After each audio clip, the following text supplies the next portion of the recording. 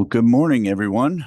I'm going to go ahead and call this meeting to order at 9:02 and wish everyone a happy new year. I said happy new year over the weekend, and my daughter's reminded me it's way too late to keep saying that. So this is officially my last happy new year of the new year, but our first meeting in 2024, and still feel that's appropriate. Executive Director Ross, can you take roll for us? Thank you. Dr. Core? Is present. Vice President Haley? Here. Superintendent Horn? Here. Member Catanese? Here. Member Clark? Here. Dr. Clay? Here. Dr. Hagerman? Here. Member Kravickas? Member Meyerson? Dr. Robbins? Present. And Member Tovar? Not with us. Okay. Dr. Core, you have a quorum? Our first order of business is the presentation of candidates and election of State Board of Education officers for 2024. So members, item 1 on today's agenda is the presentation of candidates and election of State Board officers for 2024. This morning, the nominating committee of members Catanese, Clark, and Meyerson met and prepared a slate of candidates for this board to take action on as item number 1. The slate prepared by those members have Dr. Core serving as president and Member Haley as vice president. Members, you may also nominate individuals for these positions from the floor. Do any members have any recommendations for board leadership positions at this time?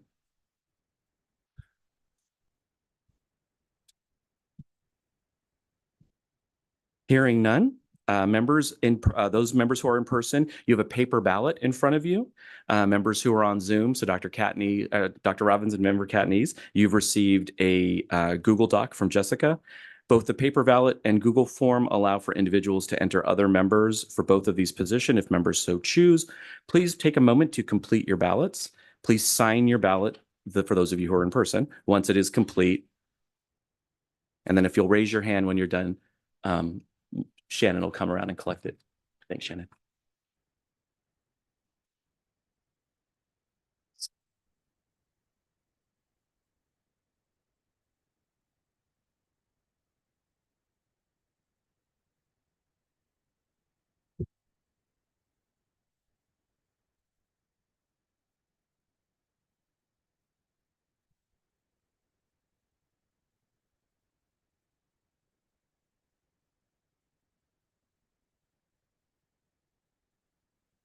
All right.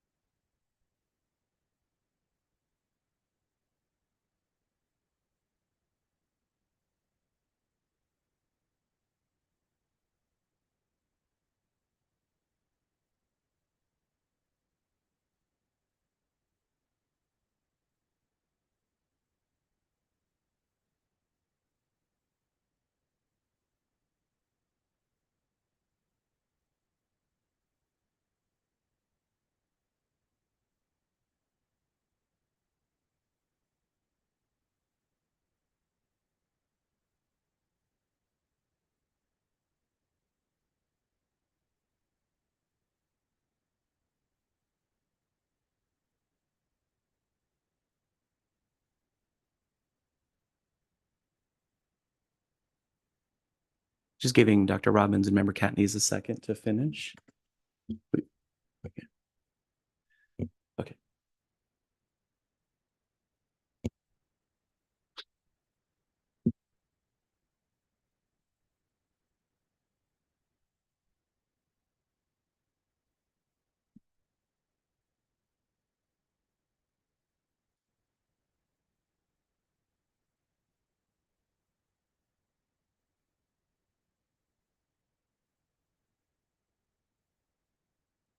I think it's a nail biter.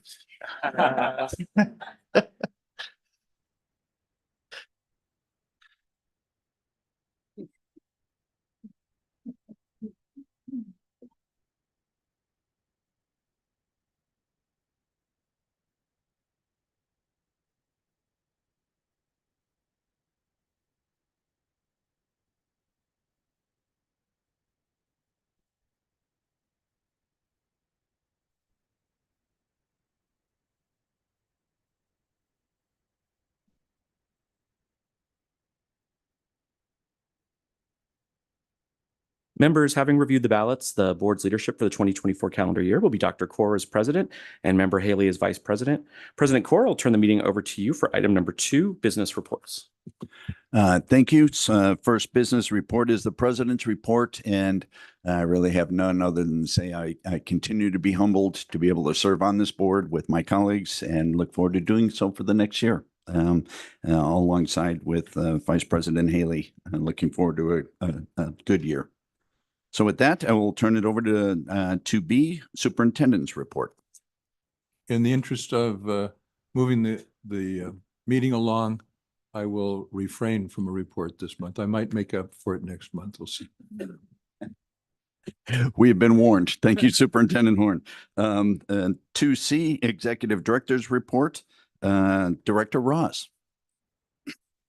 Dr. Kaur, Superintendent Horn, members of the board. Now is the time for my favorite part of every state board meeting, where we have 2 state board students of the month who have joined us today, and super excited to have them come and speak to you all and to get to acknowledge and honor their amazing work as the best that Arizona has to offer. Up first is going to be Carlin Farrar. Carla is an 8th grade student at Liberty Elementary School and was nominated by Principal Holly Marie.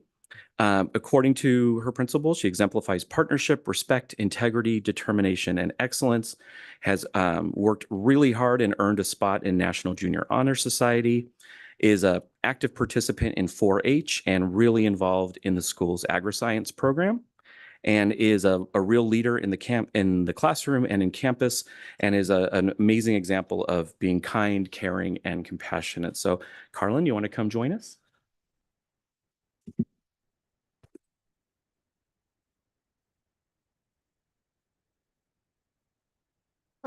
Good morning. I'm Carlin Farr. I'm an 8th grade student at Liberty Elementary. I've been at Liberty since kindergarten. I am currently vice president for my school's National Junior Honor Society.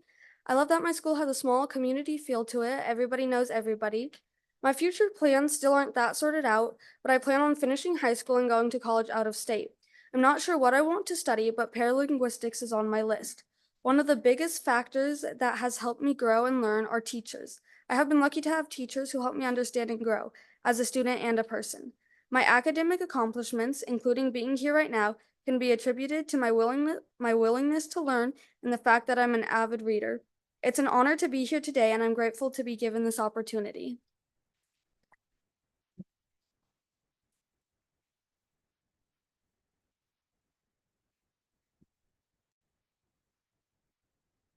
And then we'll have you go up and do a photo with the board. And then family and those who are here, we'll have you come up next. All right. You're gonna want to come together. Great. All right. 1, 2, 3. 1, 2, 3. Awesome. Have mom and dad come and join us.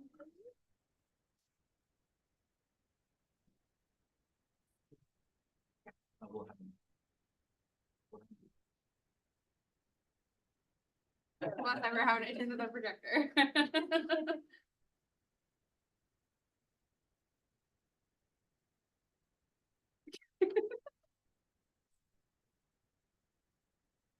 One second.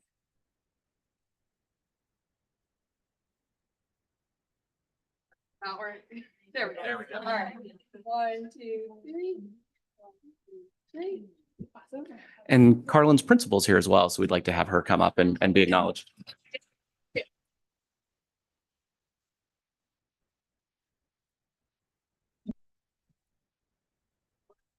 Three. All right, thank you so much.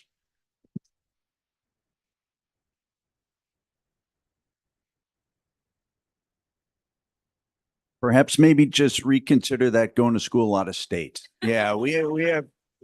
I bet you Dr. Robbins might have something for you down there in Tucson. Absolutely.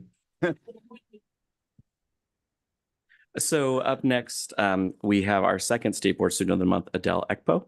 Adele is a 10th grade student at Phoenix Country Day School, was nominated by her music teacher, Maureen Fleming, has earned high honors in music and academics, and plays on the school's tennis team. was admitted to the Phoenix Youth Symphony Orchestra and selected as first chair concertmaster for the first concert, was selected for the AMEA West Regions Orchestra, was selected as one of 10 violinists to attend a summer violin camp in California, and volunteers at assisted living facilities to share music with the residents. So Adele, come on up.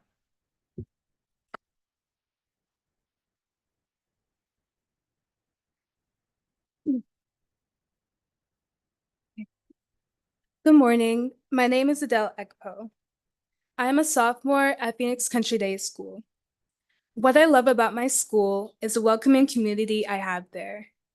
I've attended PCDS ever since I was in first grade, allowing me to foster friendships that have lasted me almost 10 years.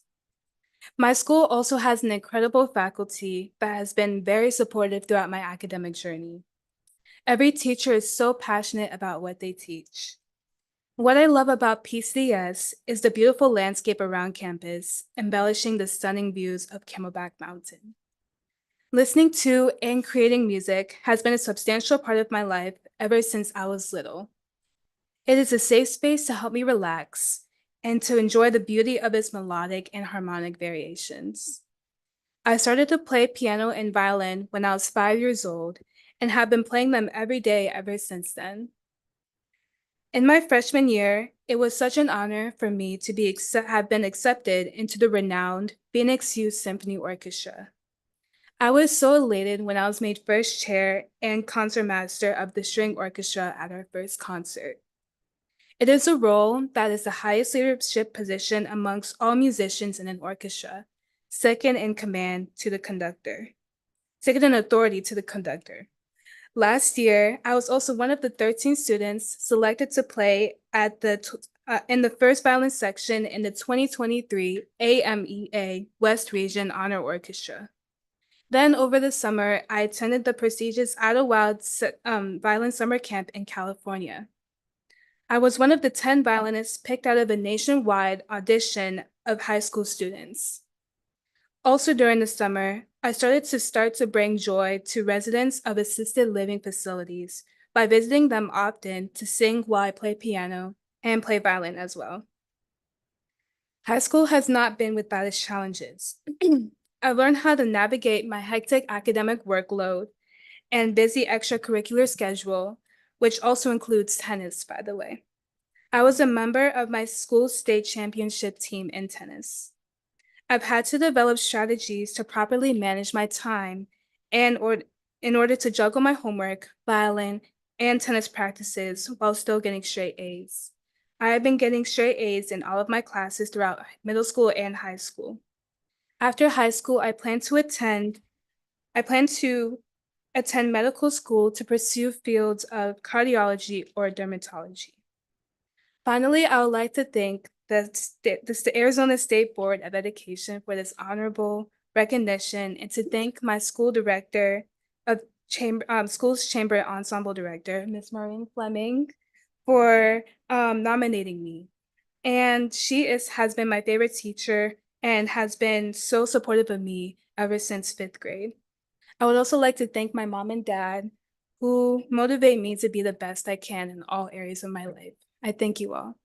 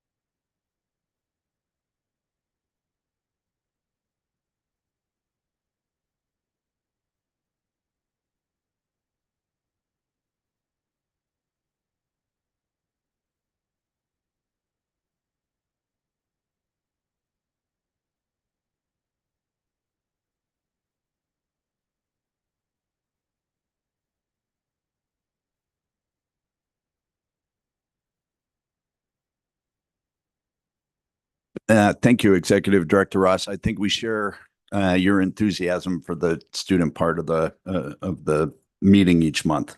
So I'll move us on to agenda item 3, which is call to the public. This is the time for the public to comment. Members of the board, of course, may not discuss items that are not specifically identified on the agenda. Therefore, pursuant to ARS 38-431-0.01H, action taken as a result of public comment will be limited to directing staff to study the matter, responding to any criticism, or scheduling the matter for further consideration and decision at a later time. So, Executive Director Ross, are there any folks who want to chat with us at this call to the public? Dr. Core, Superintendent Horn, members of the board. Up first, we have Viridiana Benitez, followed by Nicole Marquez, and then Francesca Figueroa. Fantastic. And I will ask speakers to limit their comments to 2 minutes. And of course, as always, refrain from any personal attacks during those comments.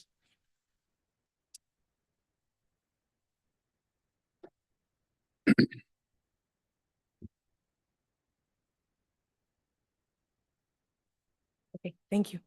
Can you hear me now? Yes, okay. President Core, Superintendent Horn, and members of the board, good morning. My name is Dr. Viridiana Benitez, and I'm here to discuss the actions of Superintendent Horn against dual language education.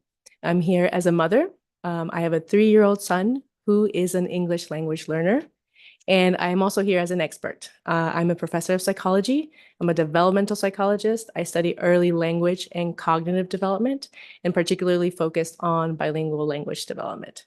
So I know very well the research and what it tells us about the benefits of bilingualism for young children. And this is the reason why me and my husband decided to do everything in our power to support my son's language development in Spanish, because this allows him to have cultural and linguistic ties to his Mexican heritage. It also is going to confer social and economic benefits in the long run. However, we feel that we don't have the same choice as other families to choose dual language education, especially with the actions that Superintendent Horn is taking against dual language education.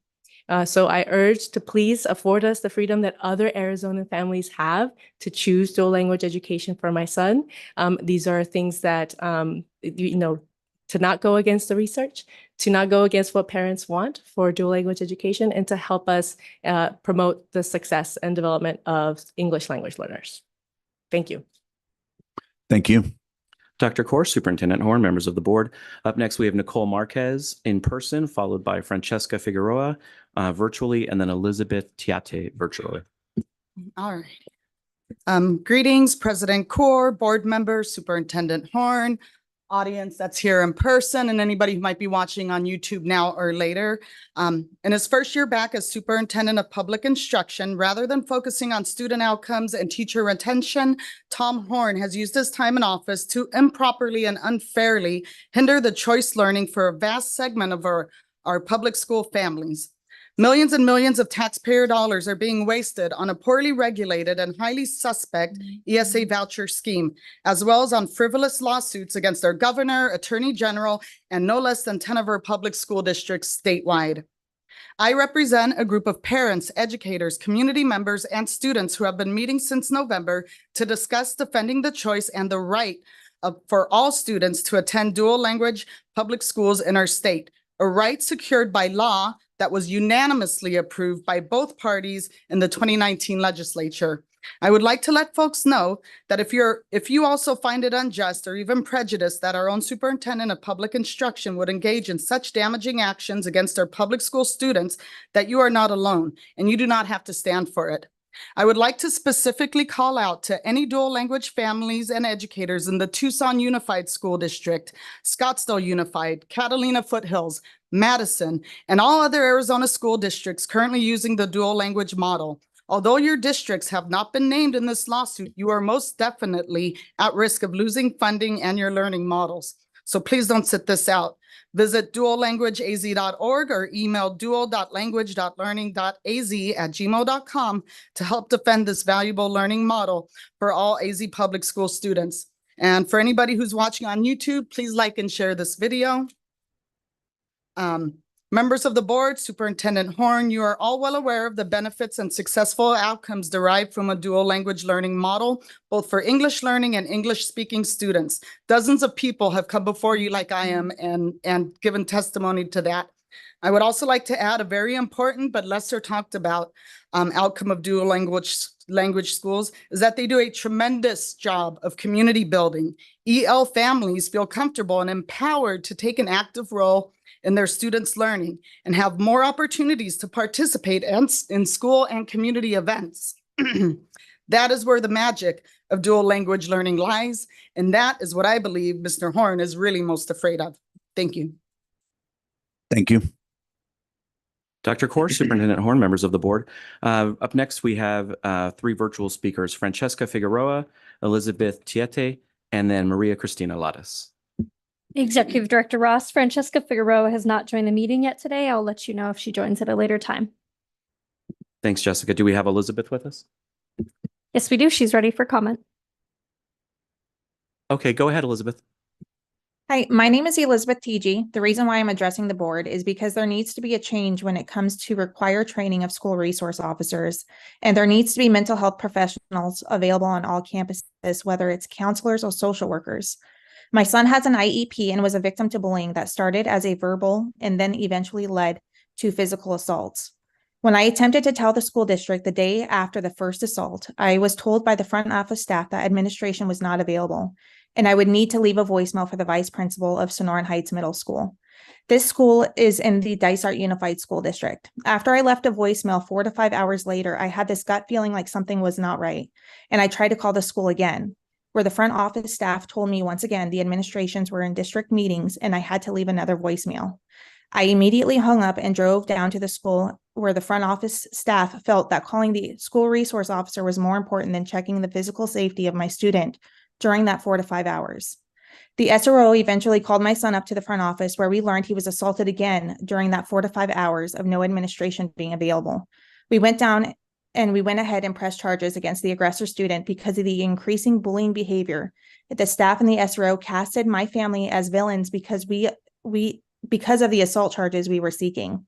The school resource officer working with did not have trauma-informed practices. We later learned that the school resource officers were being privately funded by the school district, and we felt as if the police department involved did not want to press charges on staff for neglect because of the payments received by the district for the school resource officers.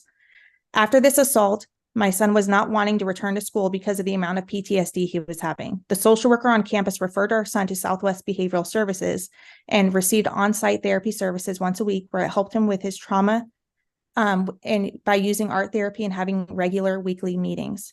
This year, Dysart did not renew their contract with Southwest Behavioral Services, then a few months later cut funding for social workers for the 24-25 school year, leaving mental health of our students vulnerable, not only for special needs students, but also general education as well. The home rule state policies need to change, as Dysart believes having social workers on campus is turning their school districts into a welfare clinic, and there should be zero tolerance for this type of mindset.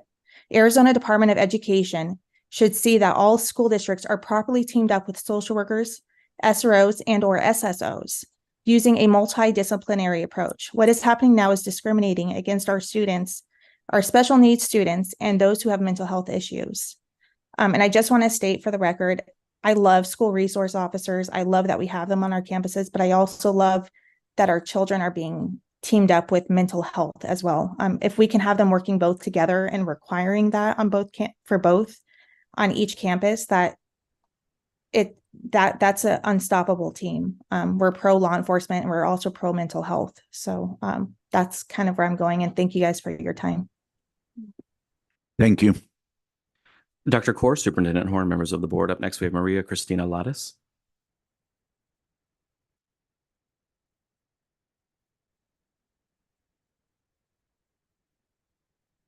Good morning, Dr. Kaur, Superintendent Horn, members of the board.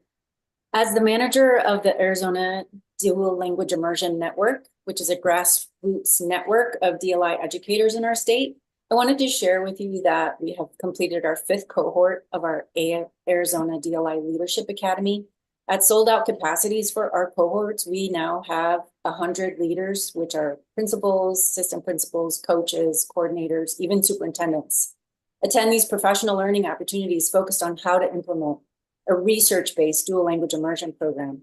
All of them have had at least some English learners enrolled in their programs, and all 76 programs in our directory are opt-in programs for parents.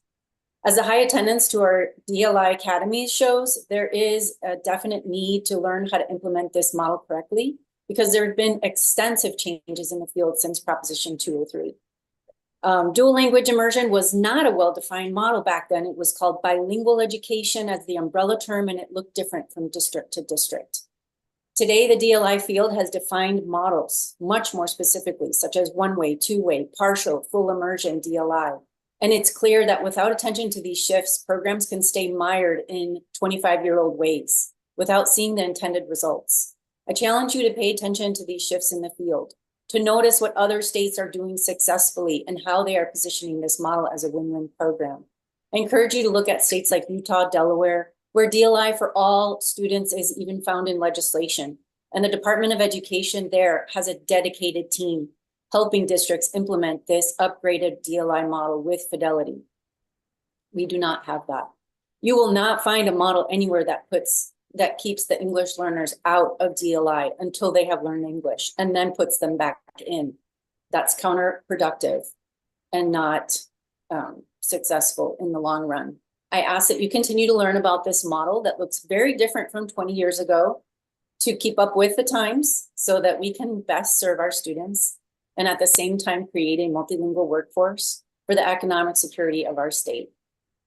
Thank you for listening and have a great rest of your day. Thank you very much. Dr. Core, Superintendent Horn, members of the board, that concludes this call to the public. Fantastic. With that, I'll move us on to item 4, which is the consent agenda. And I understand a couple of board members need to recuse themselves from the consent agenda. Is that Dr. Clay and Dr. Hagerman? And I just want to confirm you're okay with recusing yourself from the entire consent agenda. Is that correct? That's fine. Okay, very good. I'll give everyone a second to review a rather lengthy consent agenda for items 4A through 4M. Do I have a motion to approve items 4A through 4M? So moved. Thank you, Member Clark. Do I have a second? Second. Vice President Haley, thank you. Any conversation, discussion? Hearing none, all in favor of approving the consent agenda as presented, please indicate by saying aye. Aye. Aye. Any opposed, same sign. Passes unanimously. Thank you. Which brings us back to call to the public. Once again, this is time for the public to comment on general session items. Members of the board may not discuss items that are not specifically identified on the agenda. Therefore, no action will be taken as a result of the public comment other than to direct staff to study the matter, respond to any criticism, or schedule the matter for further consideration and decision at a later date. Executive Director Ross, do we have anyone who wants to chat with us on this call to the public? Dr. Core, Superintendent Horn, members of the board. Up first, we have Walter Clark, followed by Elena Z, and then Christian Sherrill.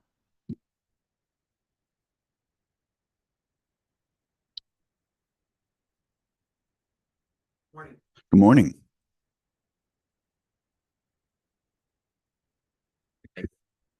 Forget it's my first time. By way of background, I've been a financial educator in the financial literacy space for the last 24 years. I started a program at ASU and subsequently moved that to UCLA, UC Berkeley, and many other universities around the country. Our audience was people that would come into sudden wealth based on a situational business transaction, inheritance, or maybe unfortunate divorce. I also wrote a financial curriculum that was taught for a number of years at Xavier College Prep. The one common theme that I heard from all of my students that were really all walks of life was, I wish I would have learned this earlier. And I think what we had today with those two very amazing young ladies is we're teaching kids how to be an income factory. It's time for money. We train our kids to have skills in medical or architectural or engineering. But then what happens when they get the first paycheck, the first bonus, the first whatever? many people are lost. And so that's where this program came into. You know, the reality of it is, you know, what happens when you make that first dollar? And that's where the void is. And so we have the choice about who's going to teach that. And so currently it's social media. And there's this incredible dynamic of what I call the fake rich. And life's easy, be a millionaire, buy a plane, buy a helicopter, and everything's wonderful. And that's just not reality. But that's what our kids are learning because there's an absent and a void of this financial education inside the school system, which quite frankly breeds a lot of destruction because you feel less than, you feel what's wrong with me because I don't have those things. And so it really starts in the classroom and it starts very early on. And we really need to provide, you know, our youth with these tools about what money really is and how it operates in our financial system and how it's a mechanism for impact and happiness and fulfillment rather than a thing that's out there that you have to achieve, whether it be on the internet or whether it be in a car or plane or whatever. Thank you. Thank you. Dr. Corr, Superintendent Horn, members of the board. Up next, we have Elena Z, followed by Christian Sherrill, and then Michelle Bentivegna. Good morning. Good morning. As president of the Arizona Council on Economic Education and member of the Arizona State Treasurer's Financial Literacy Task Force, I have observed a growing need and momentum for the last 11 years for financial education across our state. Countless students and parents have expressed to us that personal finance is the most important class they wish they had. Throughout the years, we have successfully trained tens of thousands of K-12 teachers in Arizona, using a hands-on practical approach to deliver personal finance standards.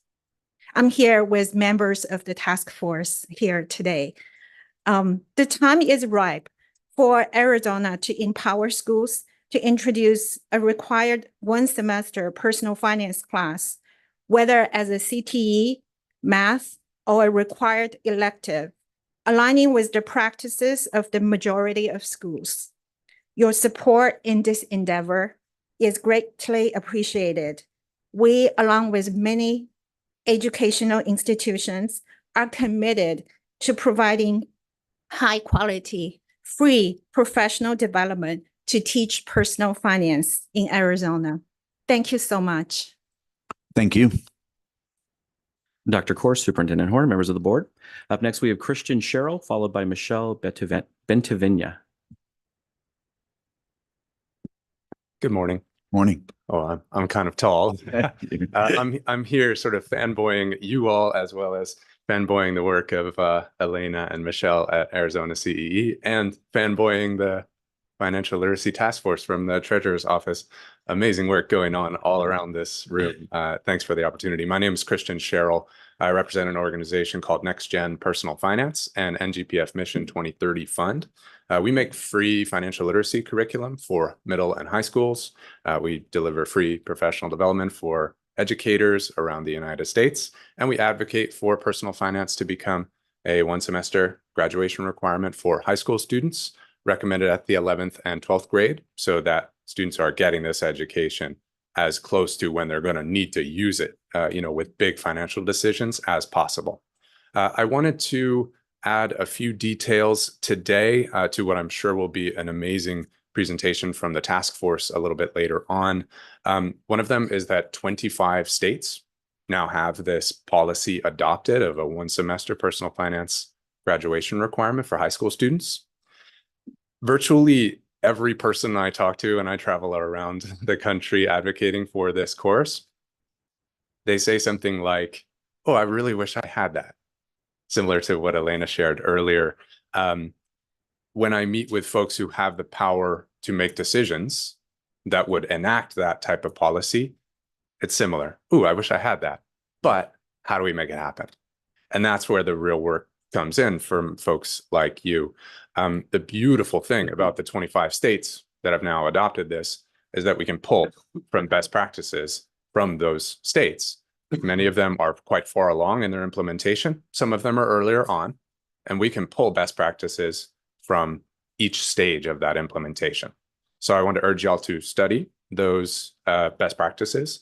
Happy to provide as many details as you would like on those best practices, and thank you for considering. Thank you. Dr. Kaur, Superintendent Horn, members of the board. Our final speaker for this call to the public is Michelle Bentevenia. Hi, good morning. I am a public school teacher in the Peoria Unified School District. I also serve on Treasury's Financial Literacy Task Force. I'd like to start with a quote from The Psychology of Money, which is a professional development that I got from Next Gen Personal Finance, a free resource. 2 topics impact everyone, whether you are interested in them or not: health and wealth. And I think we can all agree that we wish we had learned more younger to see the fruits of those labors in the future. My experience as a public school teacher, because of the professional development that I have received from ACE, Arizona Council on Economic Education, and Next Gen Personal Finance, I feel very confident in being able to teach. So I teach economics. I feel very confident in being able to share sound financial information or knowledge to students. As a teacher, I am required to take continual professional development. It's been a tremendous impact personally and professionally to be able to tap into resources that are free, like ACE or Next Gen Personal Finance, and then sound knowledgeable and confident as I share that information with my students. Students are hungry for this information. I have never had a student say, I'm glad I didn't learn about investing or credit. And all we have to do is look at all of the ramifications, our student loan debt and credit card debt, and you know all the statistics. So as teachers become more knowledgeable and confident, then they can then share that information with their peers. And I also think it's an amazing way to use as a tool for retention and recruitment and keep good teachers.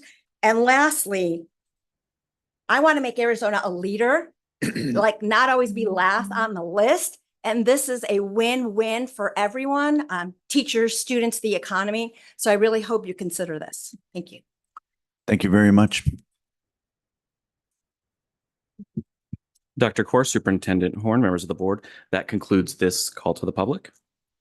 Okay, very good. Then I will move us on to the general session, item 6. And as it's already been teed up, this will be the presentation discussion of personal finance education for high school. This is for information only. No vote will be taken today. So Director Ross.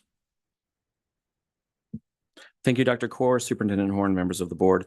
With us today, we have the Honorable Treasurer Kimberly Yee from the Arizona State Treasurers. Treasurer Yee. Welcome. Good morning. Thank you so much. President Kaur, Superintendent Horn, members of the board. I would first like to start my remarks off with the fact that 28 years ago, I was appointed by Pete Wilson, the governor of California, as a staff member of the Board of Education. So you have this incredible team backing you up every single day, and looking at the board members before me today, lots of really solid people with great education backgrounds. You have some heavy hitters. And I just want to thank you for the time you have given me and my task force from the Arizona State Treasurer's Office time to talk about this very important topic, which is financial education for our students. As you know, many years ago, if you'd please turn the slide, I worked for former State Treasurer Dean Martin. This was 17 years ago or so. This is a photo from 2008. And I'm on the stage at a university here, a public university here in Arizona, on the orientation week. As students were coming into their new classes, they were coming in to talk about financial education. And I was a staff member for former Dean Martin, the State Treasurer of Arizona at the time. And I saw these young students as they were coming into the session, signing up for credit cards from one table to the next table to the next table. And some of the students were visiting multiple tables, getting multiple credit cards. And so as those students walked into my session, I asked them to raise their hand if they had just signed up for their first credit card, and all of these hands were raised. And then the second question I asked them was, how many of you have ever taken a course in financial education in high school? And those hands were not raised. So I knew we had a problem. Unfortunately, the schools are not able to teach this course unless it is an elective, and sometimes they just don't have time in the day. And all of these issues were really at the forefront because as you take a look at that date, what happened in 2008? A financial crisis around the state, around the globe. And it was individuals who became adults who didn't have financial education as young people, who didn't know how to pay off their mortgages. They didn't understand personal money management. And we saw that. I believe there is a direct correlation between the fiscal health of a family inside their homes and the greater fiscal health of the state of Arizona. And if we can capture those young people early on in those classrooms as they become adults into the real world, we'll capture them with these critical basic skills of understanding money management. Next slide, please. As I went on to the state legislature, one of the first bills I sponsored was to include personal finance in the social studies of the academic standards before this very body. And it was passed in 2013. It incorporates through the K through 12 grade levels an aspect of financial education within that grade so that they are able to know what to do. But we don't capture that with respect to a specific class. It's just academic standards in this particular bill. Next slide, please. And as I went on to become state treasurer in 2019, one of the first assignments I made was to create the first ever statewide financial literacy task force. And here we have a photo of our task force. We have various members who are here today. You already heard from Michelle Bentaviana and Catherine Sakala from our task force, as well as Elena Z. Sharon Lecter will be here later to speak, Austin DeBay. And we also have members of our Arizona 529 Education Savings Board, and that's Charlie Shields also here, as well as Susan Ciardulo. And so we also have Austin DeBay, who represents credit unions. They all impact what we talk about with respect to advancing this important message of financial literacy throughout the state. It's not just for kids. We have to speak to those who are senior citizens who may have had a spouse who managed those checkbooks and didn't really pass on that very important skill to the spouse who has been left behind. They're too embarrassed to ask some of the questions that they don't know. Some of the other individuals we speak with are military families, veterans, as well as vulnerable families. So we have individuals there on our task force to advance the message there as well. You'll see we have the president of the Navajo Nation who has a personal experience with money management. He also represents our tribal nations as well as those who are in rural counties. Next slide. We have made the work very important, not only to our task force, but we've advanced laws before the legislature. A very important law was put forth in 2019 in my first year in office to ensure that we have some aspect of financial education embedded in the economics coursework. But we were not able to indicate how much of the time on task would be in that economics class. So we still don't know what percentage of time is taught within that econ coursework. We also established an actual fund to be able to bring forward funds from the public or from other public entities to continue to promote financial literacy to Arizona.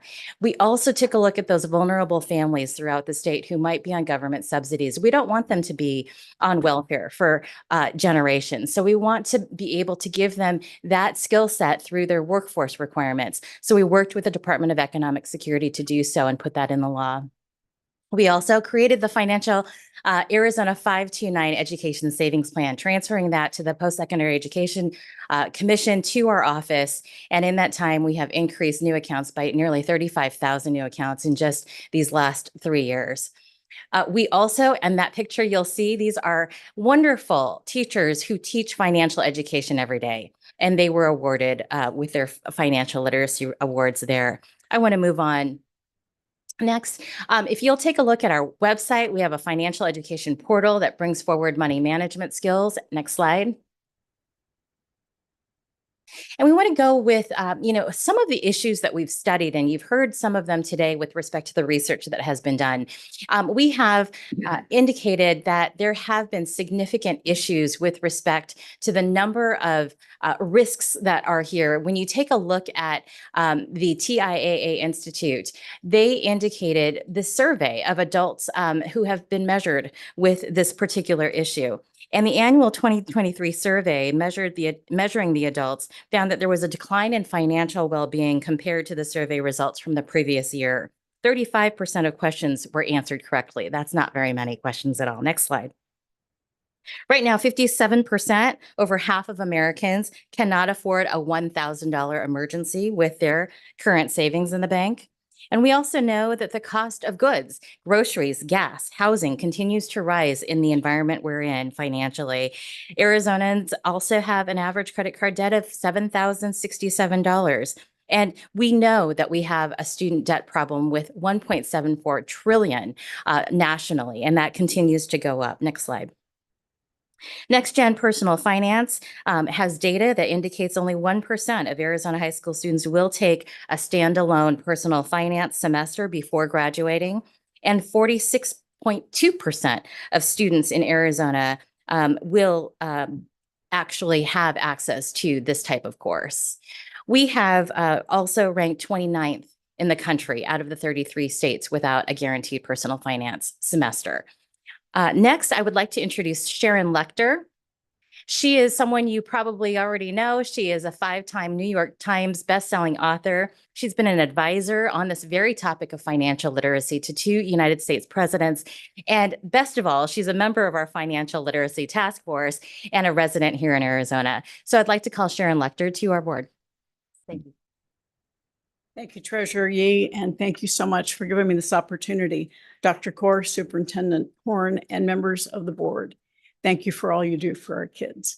In addition to being a financial literacy expert, I'm a mother and a grandmother, and I've been an Arizona resident for 33 years. So while I travel the globe, I'm very concerned about education here. My oldest son, who's now 50, was one of those students who got credit cards at ASU. And that's when I dedicated the rest of my career to financial literacy and financial education. Next slide, please. While many states are making an advancement in this, 25 states either currently already require a course or they're in the development of that. Arizona does not. We rank 29th out of the 33 states, which means nationwide we're 45th in financial education. That needs to change. Next slide, please.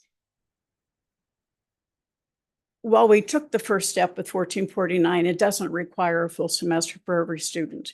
And as you can see, next slide, please. This is data that you can go back and look at, but I don't want to take your time. Many states, and what I did was I selected states that actually incorporated this through their state boards of education. And so we stand ready to support you and help you in making this implementation. All right, Alabama started in 2013 as a half credit through their CTE program. Missouri, 2019 to 2020 as an elective or social studies or practical arts. There is a way to make this work. North Carolina is a full credit of economics and personal finance. And in Utah, which was the very first state to require financial literacy in 2004, it started in the graduating class of 2008, and they have general financial literacy as a core requirement. And so next slide, please. Momentum is growing. At the bottom of the slide, you can see that there are only 6 states in 2019. In 2023, we now have 25 states, and you'll see Arizona is blank, because we have not made this a requirement. And so we are falling behind and not serving our children. Next slide. More than half of high school students, over 53%, will now have guaranteed access. But as Treasurer Yee mentioned, only 1% of Arizona students are going to have a guaranteed financial literacy. We need to change that. And we are here asking for you to help us for financial education to be provided to the Arizona high school students. Financial education is the gift of a lifetime. It will level the playing field between the kids who are from wealthy homes and poor homes, giving them equal opportunity to succeed in the world they face. We need to prepare them with the tools and the education to face the financial world that they are going to face when they graduate. It's very, very important. And kids are falling behind. A recent survey, 87% of Americans were stressed out about money. Well, Gen Z and millennials, 82%, the highest since I've been in this profession, of young people afraid about money, not able to afford a home, buried in student debt. We can change that for the students of Arizona. And I ask you to do that. And Treasurer Yee is going to come back to the podium to give you our request. Thank you so much. Next slide. Is that our last slide? All right. Well, I would like to just close with just thank you to taking a look at this issue. It's so important for us as a body here in Arizona governing the state of education to take a look at what is next when we take a look at the importance of high school education. And this is a simple fix to your State Board of Education statutes. Again, as I started my comments earlier, I'm very familiar with the requirements of what the State Board of Education does with respect to advancing those policies. The legislature provides sort of that scheme, the overarching scheme, but the very important skills that are taught in the classroom can be determined through your board requirements on the policy side. And I do believe that is the next step, not only for the future of our children, but specifically now. I mean, this is really a time and place where we know that the finances are critical in helping students understand success, not only for their future, but for their future generations. So thank you. I think that might have been our last slide, correct? Okay. So we want to end, if you could do the last slide, please. We are asking today for the Board of Education to take a look at adding a graduation requirement for a one-semester personal finance course for high schoolers. And this would allow for school districts to determine at their own local level how they can do that. So they can still make those critical local decisions on how that is done with respect to whether it's embedded in an academic course to having a standalone elective available. There are so many different options that we can take a look at through those other states. Nearly half the country has already done this. So we as a state are very locally controlled, and we want to honor that. To be able to provide this, though, at this level, at the state board level, would require that one semester personal finance to be done in the course of their high school. So thank you again for your time. I'm happy to take any questions along with our task force. Thank you, Treasurer Yee. Any questions or comments for the treasurer? Yeah, please. Just thank you so much, Treasurer Yee, for your presentation today, and for those that have been on the task force, your presentations. Just a quick question for those states that have implemented financial literacy, what has been the long-term impact on those states? Like you mentioned, Utah has been, they implemented it in 2009, and then several others by 2019. I think there were 6 states. Have we been able to see that those young people have demonstrated better financial decisions, maybe lower debt? What has been the impact in those states if we proceed in this direction? Yes. Sharon's coming with that information. Thank you very much. Yes, one of the slides that we had up here about 4 back shows you the results from the schools that the high school students that have been in. Can you put the slide up, please? All right. The children are much more financially capable. They understand debt. They are better prepared when they get out into the real world and they have their first job. They understand about that first paycheck, as was mentioned earlier, how to use it. They don't get crazy when they see that the taxes are out of there. They understand why it's there and how to do it. They learn how to file their first tax return, and they understand that there is a difference between good debt and bad debt, and that bad debt drives them into a lack of success. And that success, understanding how to not just earn the money, but how to keep it, how to invest it, and how to have it grow, are essential tools that every child will benefit from. Does that answer your question? Yeah. Okay. I'm happy to get you more specific data if you are interested in that.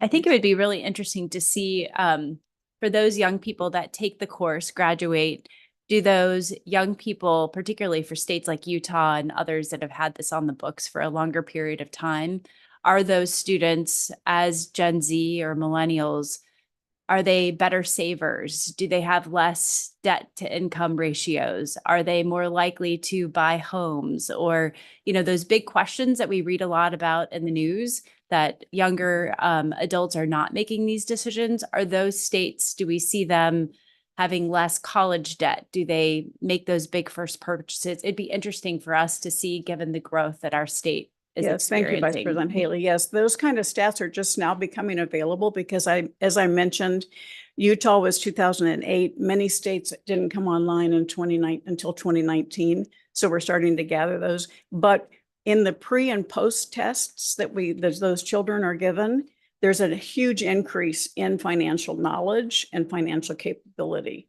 And that's the kind of guide that we've had in the past. And it's something that we have done some tests, pre and post test for financial literacy programs that I have done for the state of Arizona going into high schools. And you see this uptick in kids, and the kids are saying, why aren't they teaching me this in school? And then somebody will say, my parents need to have this class, right? So it's very important. Now, so we know that this is going to give them the tools they need to make better financial decisions in the future. Thank you. Any other questions? Yes, yeah, hold it. Yes, please, Member Meyerson. Thank you. Thank you so much for the presentation.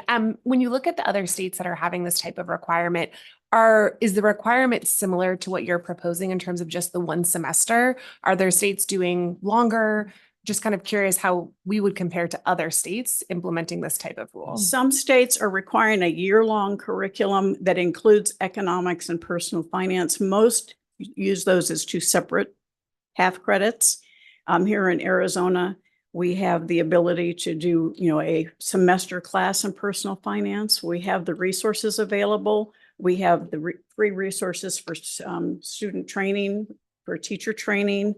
And we have, right now we have, as obviously you know this as well, the number of classes that we have for electives. And so it's an opportunity for these students to have that training that's so important.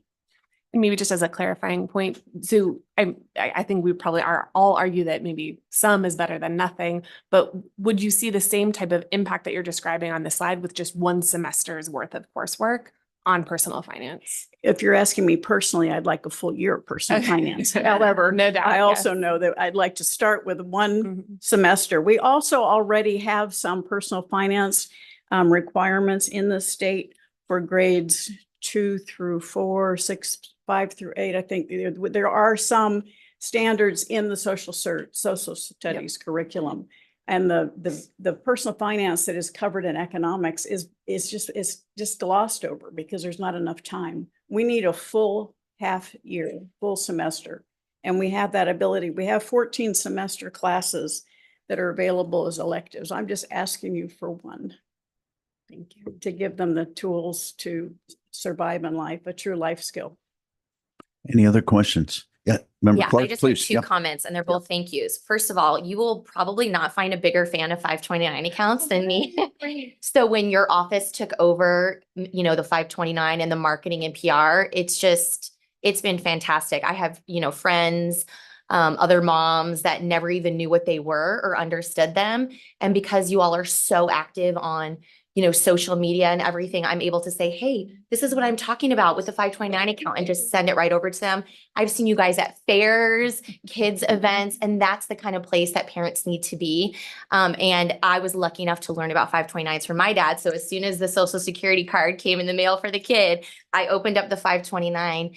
And the thing I love about 529s is, even for a family like ours with a lot of kids, even when my husband was a student, we were still able to put just $10 a month into that 529. And now my oldest being 14, it's like, wow, we don't have a lot, but look what 14 years of that has done. So I just love the 529s. I didn't know the number since you took over was 35,000 new accounts. That is just incredible. And Arizonans are so blessed by your work. I also just want to thank AC. And it's not just because I got an econ degree.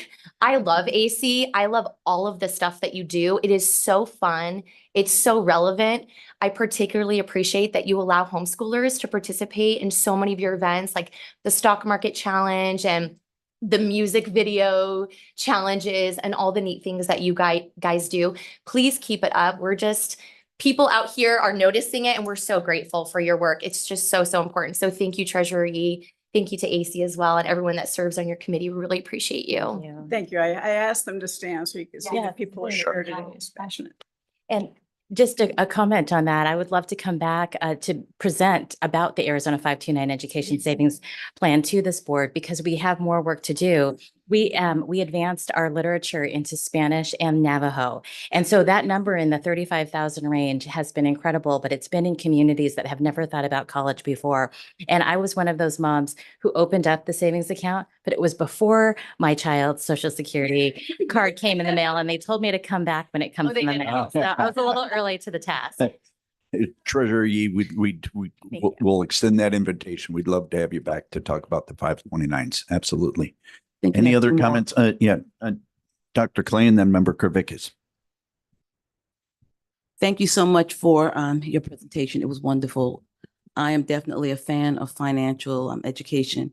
In fact, I'm an educator, and down where we're at, we work extensively with the credit union, where the credit union is giving classes and basically a stipend of $150 per student. Half of that will go to them. The other half goes into an account. Okay, so just to let you know, I am definitely 100% behind this. My concern is that we will have some unintended consequences.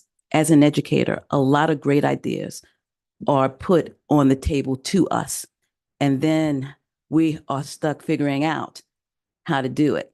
I mean, I'm in the midst of two big things right now that's happening in the state, that somebody's made these great decisions, amazing decisions, and then it was pushed down to the educators, and it's what's going on. And I can put 103 tax at, we're still at it's horrible. Okay. So I'm just letting you know this because I'm not just saying this just to say it. I'm saying this from experience. The unintended consequences of us just doing this without having some sort of plan. And with that plan, you're going to be talking to a lot of people before it even gets down to the educators, the plan. How much money is going to be given to schools? How about the time? You're going to have to take a fine arts or CTE. You're going, all this stuff, all these decisions that need to be made. That plan, we understand the why. The why is 100%, I get it. Okay. But my concern right now is the plan. The plan should not be, we should be given some sort of outline instead of scrambling at the bottom. So if we can get now more stakeholders involved, my concern before I can even give a good feeling about this, because it makes me feel like, hey, this is great. Educators, you need to do it. And that's not a good thing. This is great. And this is how we're looking at giving you the tools and the time, the opportunities, the training before we even put anything in writing. We're going to let you know, educators, we care and we have you on this area right here. So I get the why, but we need the how for educators to feel good about this. We all agree. Okay, I just want to let everybody know that. We agree, but we need the plan, and then the plan needs to be presented to stakeholders, especially those who have to implement. Thank you. May I address that? Thank you, Dr. Clay. We understand that you need the how, and we've also had feedback that the individual districts want a certain level of control. But because we have the statewide financial literacy task force under Treasurer's leadership, I am the chairman of the K through 12 finance committee, personal finance committee, and our committee stands ready to help us create the how and to work with you and work with the districts to get that implemented. So we stand ready and waiting and ready to go on the how. We just need you to say yes, and we will engage. Great. Member Kervikas?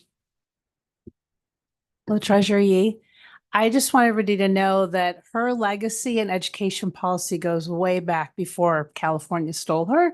In fact, I think her and I were on staff when we got the tax deductions in for the 529 accounts long in the early 2000s. So I'm so glad that you're still advocating for Arizona students. I'm glad you're here. I have two special questions though. Huge 529 fan, obviously. Many people may not know, but we also have ABLE Act accounts. Arizona was one of the unfortunate last states to adopt them. The Treasurer's Office was on the ABLE Act Oversight Commission as well as I am. These are special accounts that mirror 529 accounts, but they're for students with significant or people with significant disabilities. You can save for education or other things. I would love for your office to partner with DES even stronger to get that number up because we need a lot more accounts. And I'm proud to say my daughter was the first in Arizona. Oh, wow. But there's long benefits and have a little bit of a presentation on that because you can save for education as well. And I would love to see the magic you guys have done with 529 and the ABLE Act accounts.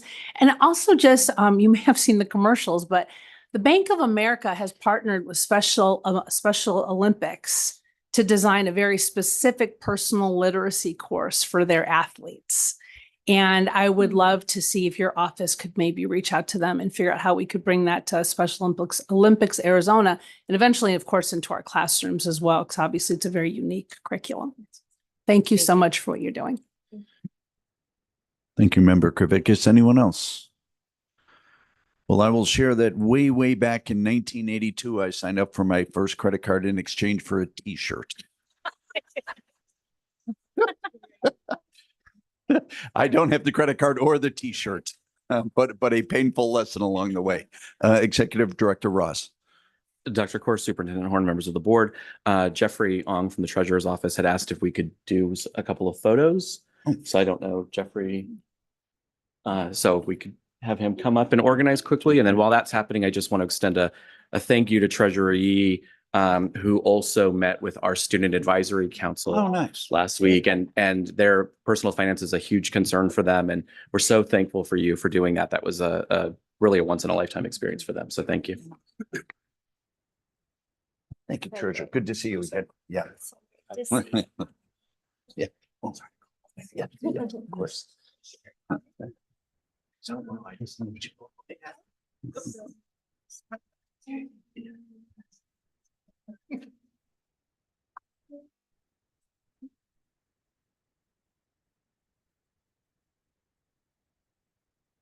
Perfect. Thank you. Thanks, everyone. Right. Thank you very much. Be well. Yeah.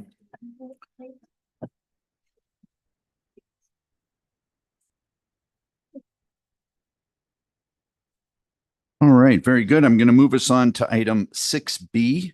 This is the presentation and discussion of Governor Hobbs's Teacher Recruitment and Retention Task Force for the 2023 report. Once again, this is for information only. Director Ross. Dr. Kors, Superintendent Horn, members of the board, the the task force released its report in December, and the report does have a couple of items that call for action from the board. So we thought it would be a good idea to have them come and discuss their data and report. With us today is Aaron Hart, who's the Higher Education Policy Advisor for Governor Hobbs, Dr. Melissa Sador from Stanfield Elementary, Superintendent, and then Justin Wing, who is a Superintendent of Human Resources from Mesa Public Schools. And we'll call them all up now. Fantastic. Welcome, Aaron. Good morning. It's good to see you all today. President Kors, Superintendent Horn, and members of the board. Good morning. As Sean indicated, I'm Aaron Hart, and I serve as the Policy Advisor and Director of Strategic Initiatives in the Governor's Office. I had the pleasure of co-staffing the Governor's Education Retention Task Force, and I'm glad to be here with you today. Executive Director Ross invited us to come today to present the recommendations from the task force. And I have with me two members from the task force that you may know, Justin Wing, who served on the task force as an HR professional, and Dr. Melissa Sador, who served on the task force as a rural school district administrator. So I have a few opening comments, and then I'll turn things over to them to overview the recommendations for you. Next slide, please. So just by way of quick background, the governor created the task force by executive order with the purpose of identifying and making recommendations to improve educator retention in the state. The task force was chaired by the governor, and it had 19 members that included many educators from rural, urban, tribal, and charter schools, new educators, veteran educators, a former educator, parents, school board members, nonprofits, rural, urban, and tribal school administrators, and representatives from universities and community colleges. And there was significant interest in this group. When we put out the original call about this being created, more than 650 people from across the state applied to indicate their interest in joining the group. The task force had a number of deliverables, key to which was to conduct an educator working conditions survey, to gather feedback from educators to do so, and to create a comprehensive report and set of final recommendations. Next slide, please. To do this, they formed themselves into 4 different working groups, which you can see here. And in their meetings, they heard from leaders in the state, from other states, and they reviewed data and reports and consulted with experts. So they were well informed about these issues at hand. Next slide, please. One of their charges was to hear from educators and former educators across the state. So to do this, they partnered with the nonpartisan Morrison Institute at ASU to conduct an educator working conditions study. The study included a series of surveys, focus groups, and interviews that were conducted with educators, former educators, and education service professionals. In all, nearly 10,000 educators and former educators engaged in this work, with all Arizona counties being represented in that mix. The task force received the initial results from the study, and I've shared those with Director Ross to share with you. Additionally, there's a full report that's coming this spring that we'd be happy to share with you that will have far more detail and a further analysis on those data points. We also worked with the Hunt Institute, who's a national nonprofit, to create a more comprehensive research and analysis report on retention issues. That report's also been shared with Executive Director Ross for your review as well. The data from both of these reports was instrumental in the creation of the task force's recommendations. And just to share a couple of highlights from the survey work, what we heard from Arizona educators was that roughly 70% of them were considering leaving the profession. And of those, more than half of them were very likely to do so in the next couple of years. You all know that this is a significant issue across the state, and that data backs that up.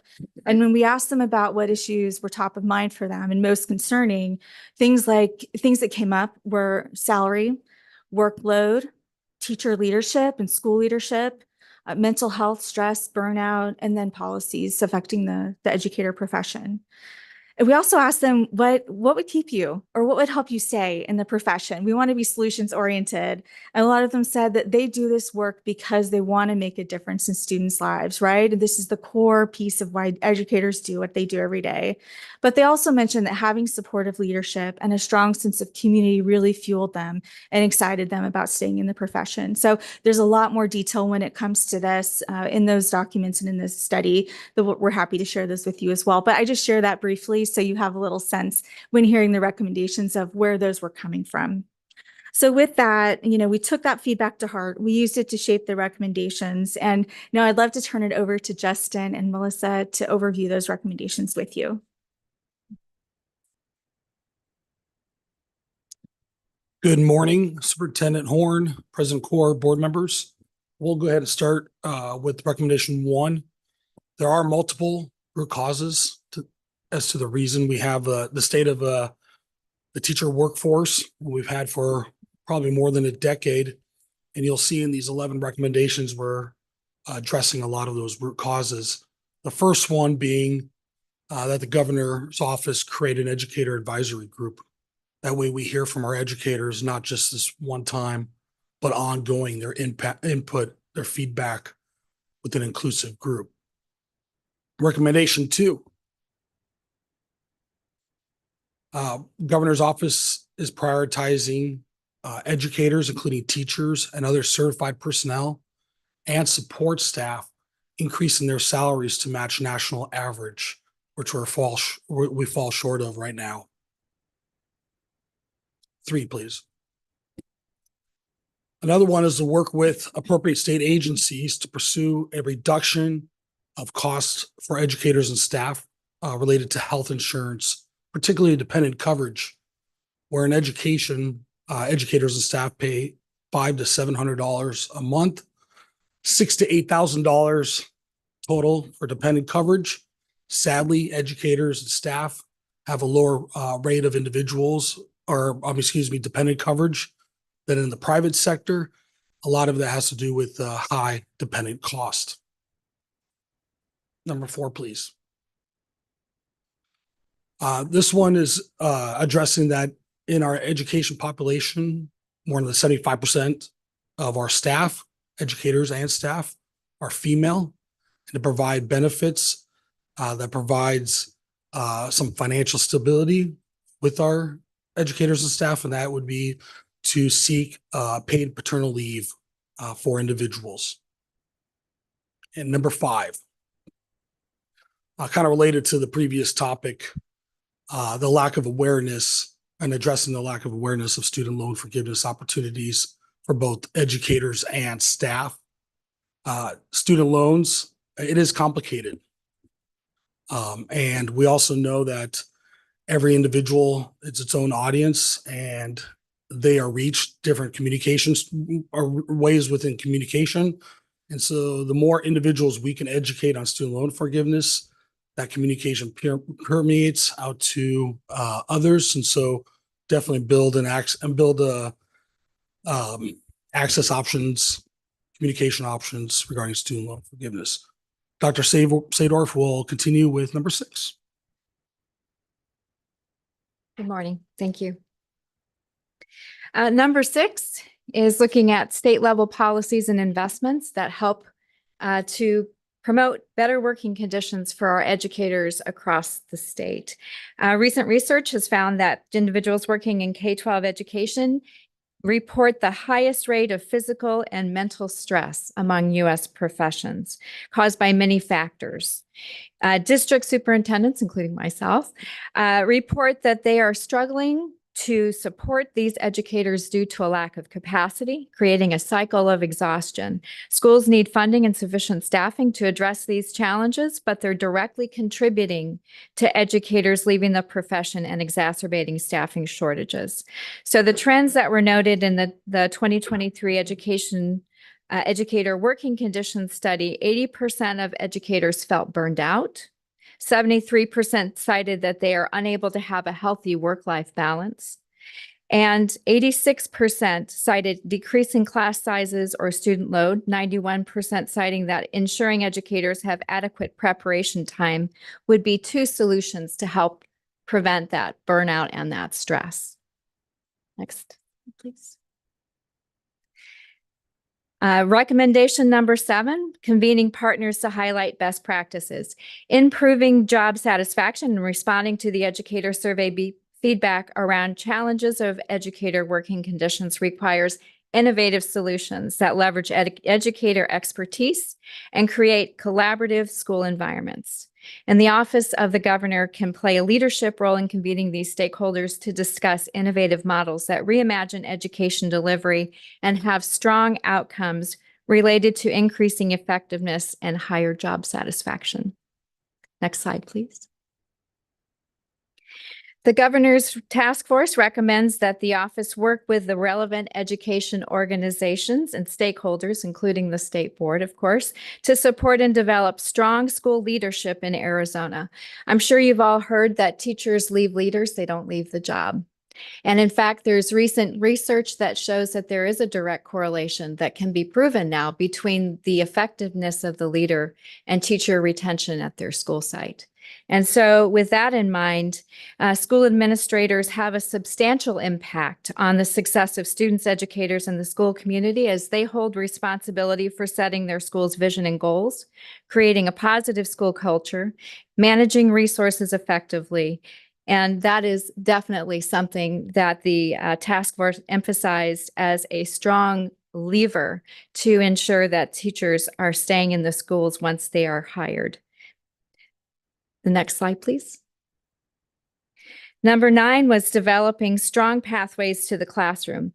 And I'd like to start by saying that in the last few years, it has been recognized and acted upon by this body that there is a lack of teacher applicants that are coming before jobs out in the field. And the work that's been done around increasing the pathways towards certification, which increases the number of applicants that we can consider for our jobs, is greatly appreciated. And so with that in mind, we want to make sure that the things that are being put in place and acted upon out in the field really do have the right focus, that we are leveraging the correct pathways. And so we're asking for your leadership and your support and your help, really, in making sure that those pathways that are alternative to the traditional pathways that many of us have gone through in terms of getting into the classroom is examined and studied. So what we would love to be able to do is to have data that shows that this particular pathway over that one is more effective toward creating a relationship with the educator that's in the classroom, toward keeping them in front of those students. Next slide, thank you. The next is making sure that the governor's office expands funding for statewide induction and mentoring programs, which I know that the Department of Education is currently doing a lot of work on and focus with the induction programming that is available out in the state to educators to look for effective programs that can be replicated and scaled across the state. And that's such an important piece, especially when we know that we have those alternative pathways that are being utilized. Teachers going into those classrooms that may or may not have the pedagogy in place and solid that they need in order to be successful when they're leading from the classroom.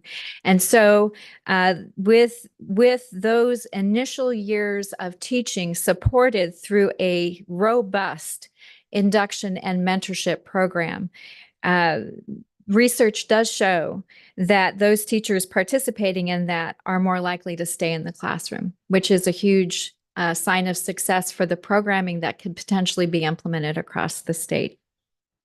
And last slide. And then our last one, the Educators Teacher Recruitment and Retention Task Force recommends that the board determine the data needed to evaluate the state educator workforce and ensure continuous collection. You all know that good policy is based on evidence. And without a solid base to operate from as far as an understanding of what we're doing is successful or not, we're really not focused in a particular direction, and we may not be focused on the right direction. And so again, we're asking for the board's support and leadership in ensuring that this final recommendation is considered. We would like to ensure that data that is being that might be needed to evaluate Arizona's educator workforce is collected in some way, and how it might be collected and used to ensure any efforts to address the gaps that we have in our workforce are pointed in that right direction. Justin, anything you wanted to add? And with that, I think we stand for questions. Thank you. Well, thank you. Thank all three of you for your presentation and your work on this important issue. Any questions or comments from members of the board? Yeah, Member Kervikas, please. Thank you so much, Aaron, and your colleagues. It's amazing data. I love number 8. That was exactly where my mind went, even when you started talking about. You can't expect us to remember what number 8 sorry, was. it was, and I don't remember it verbatim. Maybe staff we can go. bring it up, but it Yeah, was something and about she supporting has. Thank you. principles and leadership. Yes. Because, and I had never heard that, but I love that they lead leaders and not schools, because we know they don't want to lead kids either. Right. So I love that, and thinking about how we can better strengthen leadership so they can create that great culture, because even as parents, we know that's where it is. Oh, I just had another thought now and I lost it. Oh, on the data, one of the things I have always wanted to see more of in terms of data is specifically from superintendents and principals, because when I think of superintendents and principals, I think of the bosses, the people that are doing the hiring. And really, because obviously student outcomes is the most important piece of data, certainly. But when we're looking at all these new programs and pathways we're developing, I'd love to hear more from the people who are actually hiring teachers. and which ones are doing the best jobs getting them to where they need them to be and what they need to see more of in teacher candidates. Anyone? Superintendent Horn and then Member Tovar. Yes, one of the things we're trying to do in the department to encourage more people to get into teaching is to put more emphasis on recruiting students into teaching in career technical education.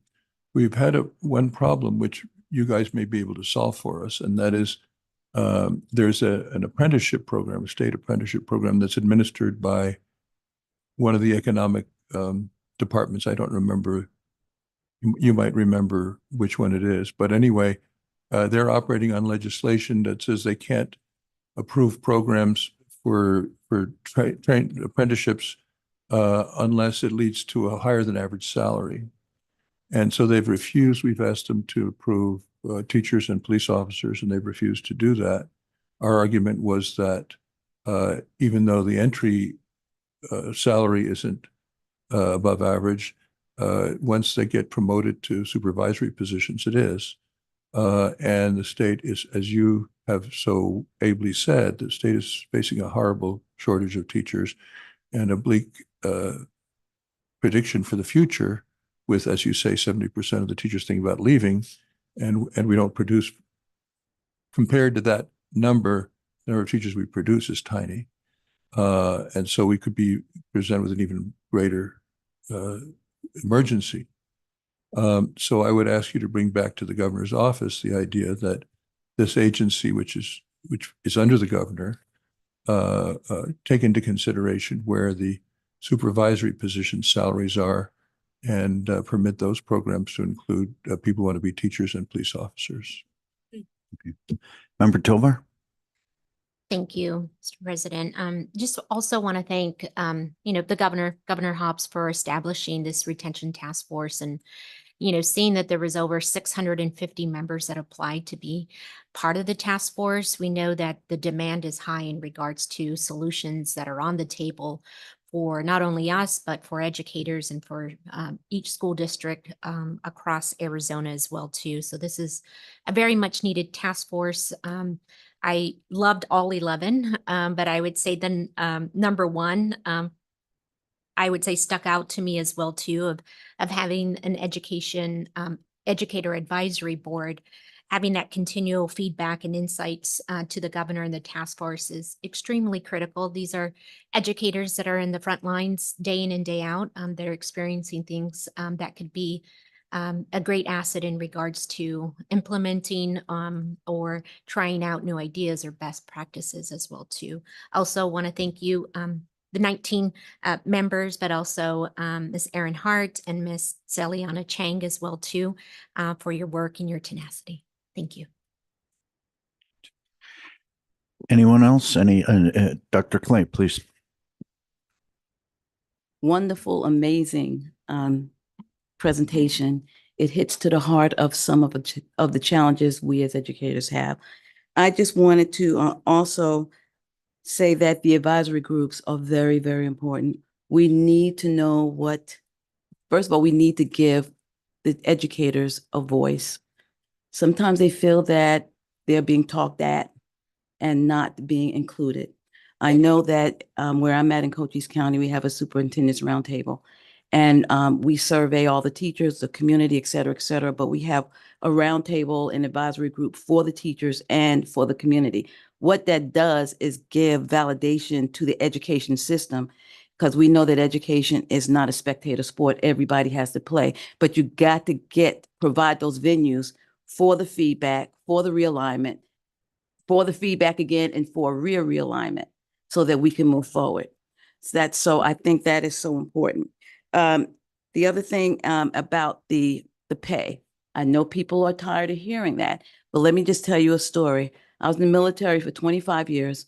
In 2004, I became a teacher. My first paycheck, I did not cash. I hope I don't get in trouble for that. It's framed. It was $702. I was making that every 2 weeks I had a master's degree, and they were asking me to work more than 8 hours, love fiercely the little ones, well, high schoolers, and be with them. it didn't bother me that much because I had retired. But can you imagine? Can you imagine a male who would like to be a teacher, but he is expected to be the primary provider, cannot live off of that. That's why we don't have that many men. And I know that I'm preaching to the choir, but I need people to understand the challenges that educators have. And the other thing is, I remember as a principal, we had a teacher who she didn't have enough money for medicine. She had arthritis. The kids had to open the doors for her, and the teachers had to pass the hat for her, and the students did it behind our back. This is a teacher, our engineering teacher. We lost him. He left in the middle of the night. He just packed up, and his family, engineering teacher, because he just could not pay the rent. And that was for our CTE. I can tell you so many stories. So thank you for this. And the other thing I wanted to bring up, 2 more. Education Rising, we need to promote that better. In the rural schools, and Dr. Sato, I know you know, she's a wonderful colleague of mine. We need to promote that better. We have some of the I call them super rural schools. What they're doing, they're trying to grow their own because no one wants to go out, to Bowie or San Simone or Apache, where you have the one-room schoolhouses. Somehow, being an educator has to be pretty again. It has to be something that someone leans in the foxhole and says, I want to do this again. We have all these other organizations that are promoting hard their thing. We need to promote this. These kids can be in the program and then from there go into teaching, or at least teacher's assistants or whatever. We need to really look hard on that and promote that hard. And last thing, we do need some sort of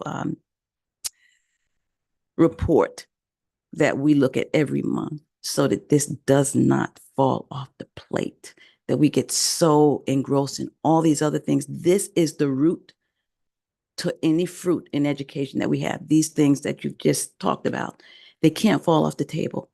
So thank you so much.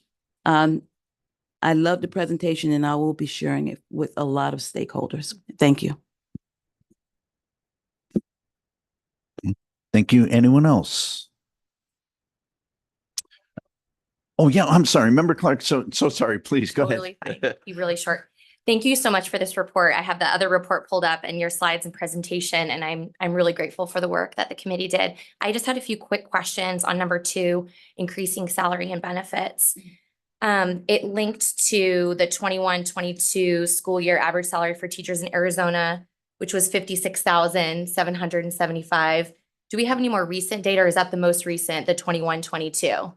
Okay, so that's about 2 years old. Okay. Do you have any idea about what it is now or no? Yeah, I'm happy, Member Clark, be happy to provide that if that is helpful to you. But yes, that's the most recent data we had at our fingertips. Cheers. Okay. And then my other question was, is it broken down? I'm sure it is somewhere, but is it broken down, or do you know offhand what that is for rural schools versus kind of schools that are in like Maricopa County? Member Clark, we'd be happy to follow up and provide that information as well. Is it generally, do you know, is it generally higher for rural schools or lower than the average? It generally is lower. It's generally lower. Okay. That's right. Yeah, no, that's great. That's what I was wondering. And then my last question is, who sets teacher pay? Is that the legislature or the school district? Member Clark, that school district sits at teacher pay. Thank you. Superintendent Horn, did you say you had a? Yes, I had a follow-up question first, and then one other item of information. Because you mentioned the average salary in Arizona, $56,750. Do you know what the national average salary is? Superintendent, I apologize. I don't have that data right at my fingertips, but again, happy to follow up with you to give that comparison. Yeah. But it is in the report. Send it to my email, if you will. Absolutely. The only item of information I would give is that we have, for many, many years, had equalization, same amount per pupil throughout the state, rural and urban. So why would rural districts pay less? Because there are so many small districts in rural areas, and that makes their budgets inefficient because they get top heavy with administration. When I was in the legislature, I tried to get a bill to consolidate, but the small districts had a lot of political power and we weren't able to do that. But it's something to keep in mind if we want to get teacher salaries the same in rural as in urban districts. The solution is to have larger districts for rural areas so that they don't have to have administration duplicated for small district after small district. I would just add, Aaron, any additional information that may have been requested and that you're able to get, if you could provide that to Executive Director Ross, that way we can make sure that each member gets the same information at the same time. It's just a kind of a good protocol, if you don't mind. Any other questions or comments? Well, again, I would like to extend my thanks for all three of you coming, spending some time and presenting this report, and just know that this board stands ready to solve this vexing problem with you. Thank you. Dr. Core, if I could just very quickly, I just want to thank Dr. Sadorf. She is a member of our Professional Practices Advisory Committee. She is a rock star and devotes a lot of her time, which is already taken up as a superintendent, and just couldn't be more thankful for her. And seeking to slip out the door unnoticed, it's Aaron Wonders, formerly of the State Board of Education. We won't allow that to happen. Welcome back, Aaron, and good luck in your new role. All right, fantastic. If we're okay, we'll do one more item and then take a quick break. If everyone's okay, yeah, okay. Then I will move us on to 6C. Also an information only item, presentation and discussion of Grand Canyon University's teacher prep program. Director Ross. Dr. Core, Superintendent Horn, members of the board. In December, Bruce Duplanty and his team from ADE provided an excellent presentation on teacher recruitment and retention data. In that presentation, they spotlit education preparation programs across Arizona and the rates of teachers from those programs who are still in the field. It was noted by Member Clark that Grand Canyon University in particular, I think it was almost 80% of their teachers were still in the field after 5 years. And so we've asked folks from Grand Canyon to come to talk about their program, see what we could learn, and ties nicely off of the governor's report. So with us today are Dr. Lindy Guadino, Dr. Cheryl Paul, and Dr. Carol Lippert from Grand Canyon. Welcome. There we go. President Core, Superintendent Horn, members of the board, and guests, thank you so very much for this opportunity to have Grand Canyon University present a little bit about the special work that we do every single day to support educators. I am Dr. Carol Lippert. I'm the Assistant Vice President for K-12 Outreach and Support with Grand Canyon University, and I have two colleagues with me. I'm going to allow them to each introduce themselves quickly. Good morning. I'm Dr. Cheryl Paul, Assistant Vice President for Academic Alliance. And good morning. I am Dr. Lindy Guadiano, and I'm the Assistant Dean for the College of Education at Grand Canyon University.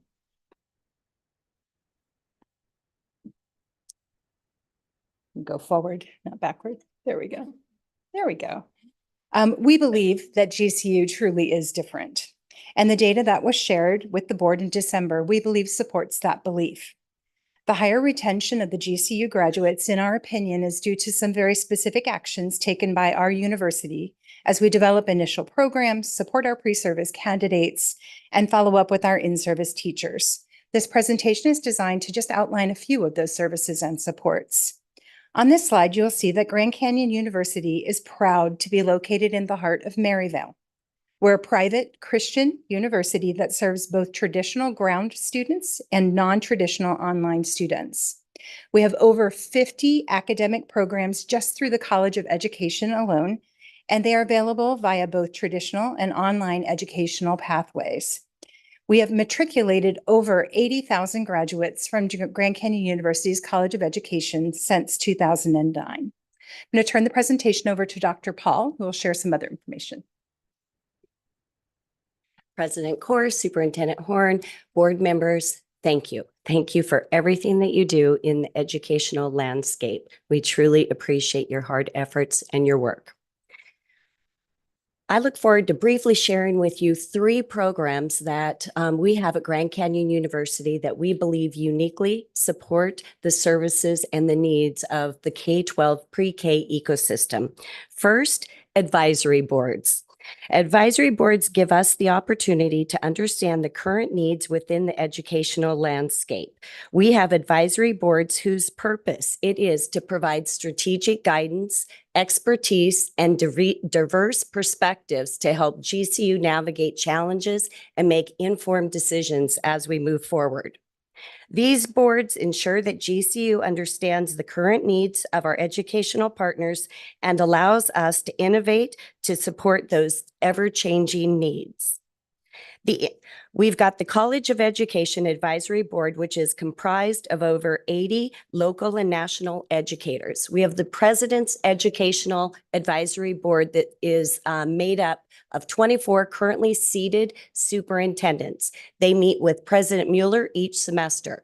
And then we have the participants in K-12 Strategic Educational Alliance Advisory Boards comprised of 74 educational leaders. The insights gleaned from these educational leaders have led to many of the programs that we are happy to share with you today. Next slide, please. Another program that Grand Canyon University supports is the Superintendent's Collaborative Network. The Superintendent's Collaborative Network supports first-year superintendents across the state of Arizona by mentoring them with a seasoned superintendent. This is a collaboration with Arizona Department of Education, as well as the Arizona School Administrators. We are in our 9th year, and we have been very blessed to serve over 220 superintendents throughout the state of Arizona. Our annual current cohorts average between 17 and 30 superintendents. This year, we're blessed to serve 28 of those superintendents. We aim to provide a strong foundation for our Arizona superintendents. Next slide, please. Another important aspect of how Grand Canyon University interfaces with the educational community is through our partnership in learning, leading, and serving benefits. We listened carefully to our educational partners to understand how we might best serve them in the important work that they do each and every day. As a result, we developed a non-binding participant agreement that offers a multitude of benefits to our K-12 ecosystems as shown on this slide. Just to highlight, we have over 171 partnerships that we are currently working with different school districts in the public sector, and there is no cost to this agreement. It is not exclusive, and there is no minimum expectation. The partnership is simply built on providing a lot of services that our K-12 ecosystem partners have asked for, some of which you will be hearing about today, including our Canyon Professional Development. Also, we offer complimentary to our school districts to put their jobs on our job boards. And again, we have about 21,000 students on ground, 91,000 students online. Now these 3 programs, the advisory boards, the Superintendent Collaborative Network, and the PLLS relationship set an essential foundation that allows GCU to build a strong programs while addressing the ongoing needs of our pre-K-12 partners. And we believe assists in the retention of the GCU prepared educators. And now my colleague, Dr. Gaudiano, will continue to share services and supports provided to educators. Thank you, Dr. Paul. Superintendent Horn, President Corr, and then of course, members of the board. We appreciate you having us here to share more.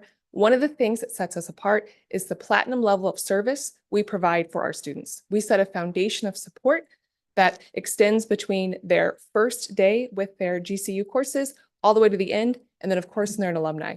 We provide support for them even when they're in the classroom. So that is one of the things that sets us apart. With that, we have a full group of educators that help our students to become better educators in the classroom and highly effective. With that, we have counselors. So when they start with their courses at Grand Canyon University, they have student service counselors to set them in the right program. They have field experience counselors to ensure that they are placed in the right setting for field experience. They have teacher placement counselors to ensure that they are in the right placement for student teaching. We have cooperating teachers, site supervisors that are trained the GCU way. And then of course we have certification testing throughout our academic programs. Just this past year, we've increased the testing practices within our curriculum, which really is helpful to our students as they prepare for that licensure exam.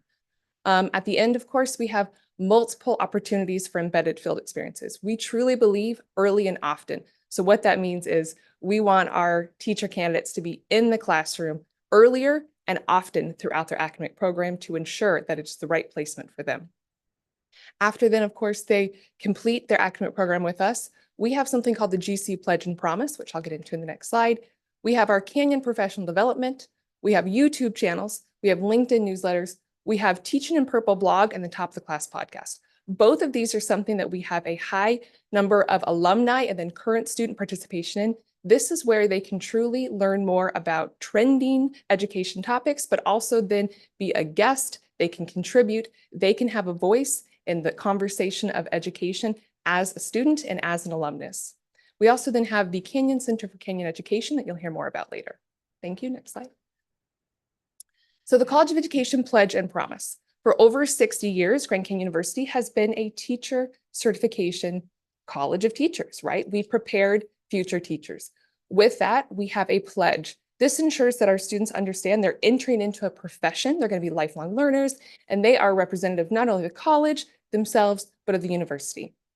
At the end of their program, this is kind of our bookends to our full academic journey for our students, is our promise. This is something that is a promise to all of our College of Education graduates, whether they be teacher licensure graduates or administrators and leaders. This is our promise to you as a student, where we will provide a network of support for you, even if you are teaching in your own classroom. You can reach out to us at no cost to you, and we will provide additional resources for you. Any kind of support you may need, you can come to us as a teacher provider. Next slide. Thank you. Next slide. So this is just more about our programs and our college. We are nationally accredited with AQUIP.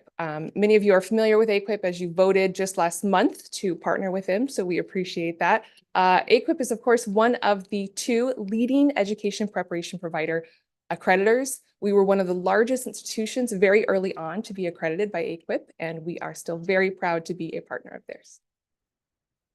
This is just our enrollment data. So as of fall 2023, on campus, we have 1,325 students. Our online student population is 26,423, leading us to a total COE student enrollment of 27,748. Most notably, between May 2009 and then January 2023, we've had nearly 80,000 traditional and online students graduate from our program, and they are currently an educator within the teacher or administrator landscape. Next slide. So this is just a visual.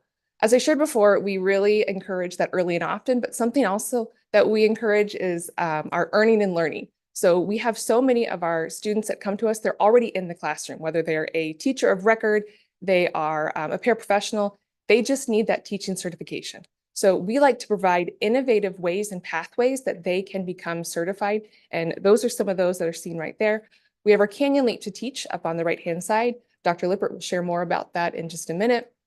But that essentially is a secondary and elementary track where teachers of record can get a standard certification within 10 months while they're earning and learning with our academic program.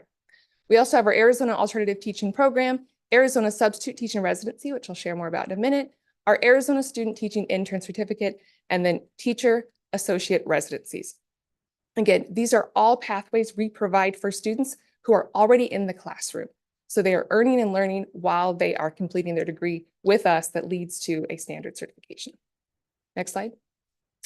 This is one of those that I just mentioned. This is the Emergency Substitute Teaching Pathway. So this was a pilot of ours. We know that within Arizona, while there's a teacher vacancy issue, there's also a substitute vacancy issue. So with that, we had the idea to partner with some of our neighboring schools and ensure that we had students who were far enough along in their academic program, they completed pedagogy, method courses, they were in good academic standing, but they were able to adjust their schedules. So while they were taking GCU courses 2 to 3 days a week, they then had open days where we could offer them as substitutes for our partner schools. So they were often the first ones called, no surprise. And it was mutually beneficial for the partnership school and then also for our GCU student who was also then earning that field experience hours while they were serving as a substitute. So just last year, we had over 70 COE teacher candidates who served as an emergency substitute teacher, and then many of them were ultimately hired by that school that they were partnered with. Next slide. Thank you. I will have Dr. Lippert share more about our Canyon Leap to Teach pathways. Canyon Leap to Teach was a program that was approved through the State Board of Education not that long ago. It was our vision for how we could help to bring more teacher candidates into classrooms in a highly qualified kind of manner. What we have done is we initially partnered with a couple of school districts, LEA, that's the LEA in LEAP, to envision how we can bring professional development supports together with supports from the College of Education and from the local education agency to support these candidates who are already in classrooms as teachers of record, but who are underqualified. So in this program, we offer both the elementary and secondary teaching certification tracks. Candidates then, over the course of 10 months, complete some coursework that is professional development, as well as specific courses that were identified. And that ultimately leads to them receiving an institutional recommendation. What I love about this program and why we're finding it successful is because these candidates, it's a tough program, right? It's accelerated. They're enrolled in 2 classes at a time, as well as attending professional development sessions, both with us and at their local education agency, but they get lots of support. And we found that that's what they need to be successful. So they have a mentor through Canyon Professional Development. They have a mentor through the College of Education, and they have a specifically identified mentor who works with them on their campus. So right now we have had just over 50 candidates, and we're super excited about that. We will be starting up another cohort in August, and we're looking currently for candidates now. Requirements are they have to have a bachelor's degree. They have to have already passed their subject knowledge exam, and they have to be a teacher of record in the pathway for which they are seeking certification, either elementary or secondary. So a little bit about Canyon Leap. It's been a fun way to approach getting some really nicely qualified teachers into classrooms. Talking about paraprofessional cohorts, or am I? Okay. We also have been working really hard with paraprofessionals because what we know is that many of them are uniquely situated to become amazing teachers. And many times they're already serving as teachers in the classrooms anyway. So as Grand Canyon has begun to work together, we've recognized that if we can bring paraprofessionals together in cohorts together, enroll them in online or evening campus cohorts, they can grow together, they can graduate together, and they can become fully certified. So our cohorts are made up of groups of 10 or more. They need to be in the same degree program and or different degree programs, but from the same organization. And the reason we want them cohorted together is, it's hard. It's hard to work full time and go to college at the same time. But what we know is when they have a group of support with them, they're more successful in that. So we have cohorts currently operating for bachelor's, master's, or graduate certificates leading to initial teacher licensure. The other great thing about these cohorts is we've been able to offer pretty significant discounts to them for these programs, all because President Mueller is really, really committed to helping to fill some of the recruitment issues relative to teachers in Arizona. We also have a full suite of other supports for educators here in Arizona that we wanted to share briefly with you. You've heard mentioned it a couple times already, Canyon Professional Development. When we originally started meeting way back when with all our advisory groups, one of the things that we were told by superintendents is we need support for our in-service educators. And that request kind of birthed Canyon Professional Development. We are pleased to be able to offer professional development through many different forms. As you can see, we do in-person traditional kinds of things. We have virtual synchronous, virtual on-demand, as well as a bunch of free webinars that are available through our YouTube channel. One of the ones that we're really excited about in our asynchronous pathway right now, it's one of our newest courses. It's a series designed to support long-term substitutes who have been placed into classrooms with topics such as professionalism, educational lingo, lesson planning, student engagement, and assessment. Because we know that many districts are just unfortunately having to fill a lot of their positions with long-term subs. We designed this particular series with that support in mind, just to help them to be more successful. And that's really what all of our professional development is about.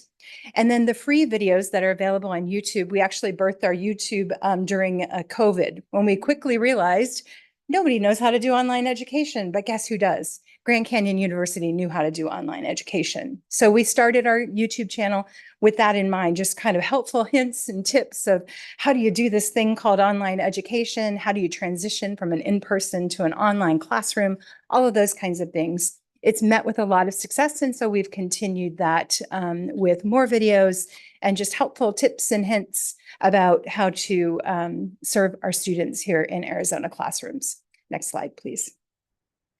Another really exciting resource for our schools is our Canyon Center for Character Education. This is a Kern grant that we received and has funded ongoing professional development opportunities designed to support schools as they implement character education on their campuses. We hope that through this center, schools and leaders feel supported as they seek to increase character outcomes, allowing teachers more time to focus on what's important, students and academics. They currently offer on-site supports, asynchronous learning modules, and next year, they're going to offer a series of GCU-based trainings along with different conference opportunities. We believe that this support, Canyon Center for Character Education, also helps to support teacher retention because we are giving them the tools that they need to support and run effective classrooms. Thank you so much for this opportunity to share a bit about what makes GCU different.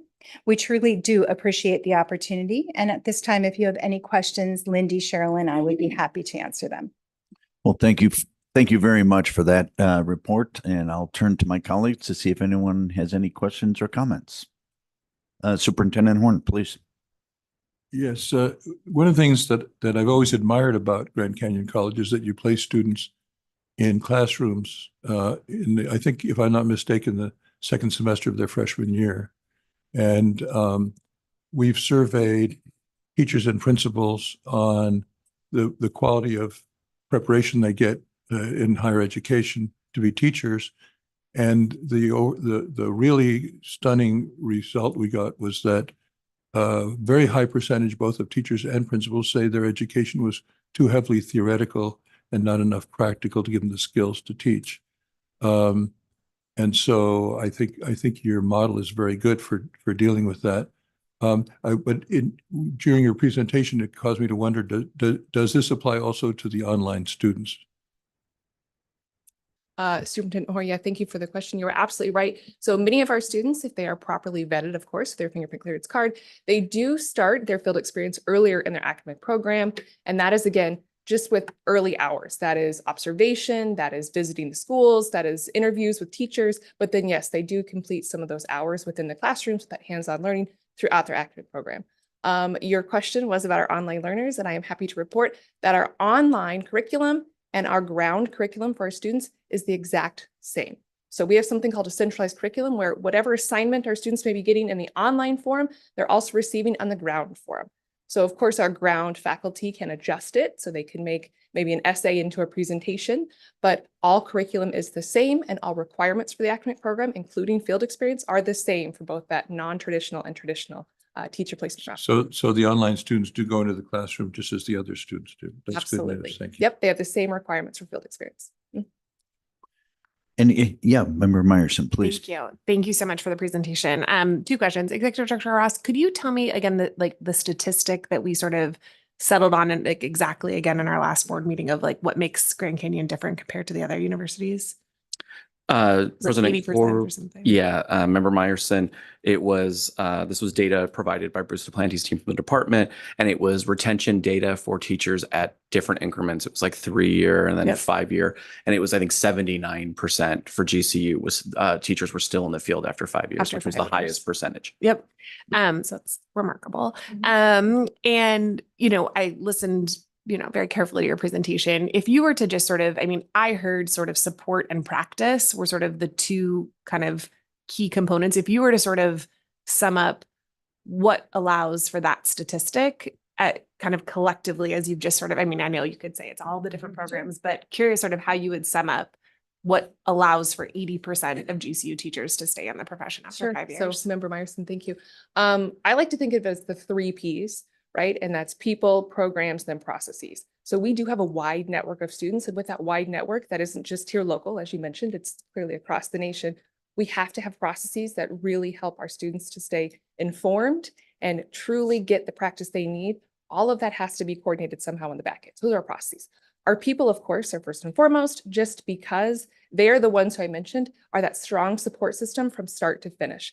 So we have knowledgeable people who help enroll in the appropriate program. They really listen to the student to see where would they fit best, right? What is their ultimate goal at the end of their academic program? Where do they want to teach? So I think that's really at the heart of it. They have to be in the right academic program. They have to then, of course, work with that appropriate student population. It's going to match what they want to do. And then our programs. So as I mentioned, we're AQUIP approved for those teacher licensure programs, and that really helps to ensure that they are getting that curriculum, the pedagogy, the method courses they need to truly feel like they are prepared when they can graduate. But a lot of that does come from that early and often field experience where they're in the schools earlier and often, and they do a lot of that practicum piece. So it's just more experience. They don't do the bare minimum, they're doing above and beyond many times. And then maybe just 2 quick follow-ups. So of the 80,000, if that's okay, Doctor, of the 80,000 students, how many of those 80,000 are in Arizona? Do we know? That is a great question. I don't have that statistic, but many of them do stay. We have a lot of students, of course, that come from other states to our traditional campus. Many of them do end up becoming Arizona residents and they don't leave. So I don't have that stat with me, but we could certainly get it to you, but many of them do stay.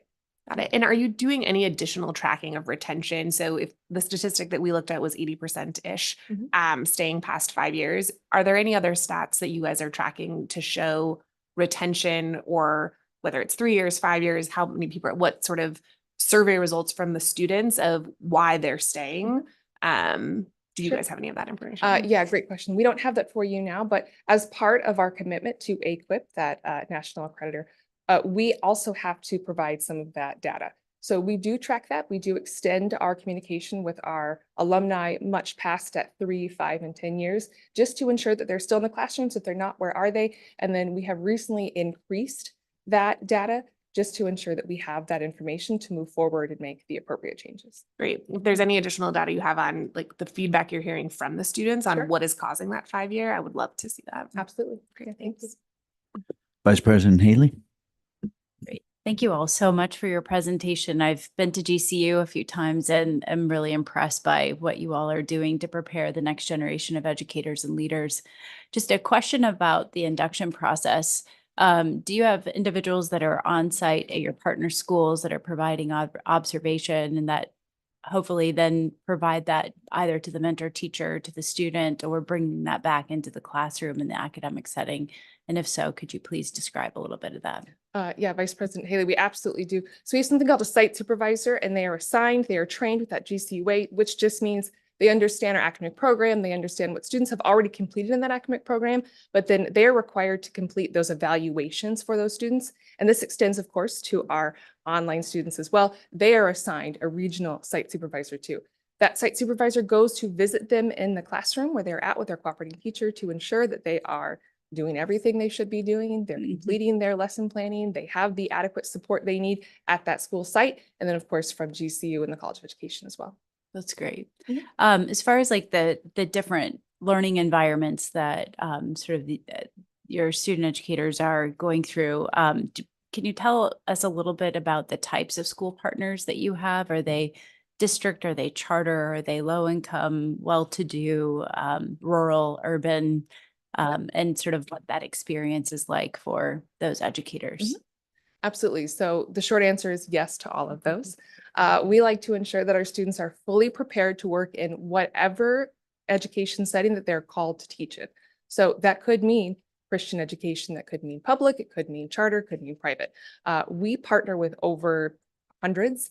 I know you shared a little bit about that earlier too, but with that, we really like to have a good balance for our students. So whatever program they're in, we encourage them to, again, serve in whatever classroom setting they plan to teach in. And then, of course, extend that into those that they don't have any desire to teach in, just to ensure that they understand all of our students and that they're prepared.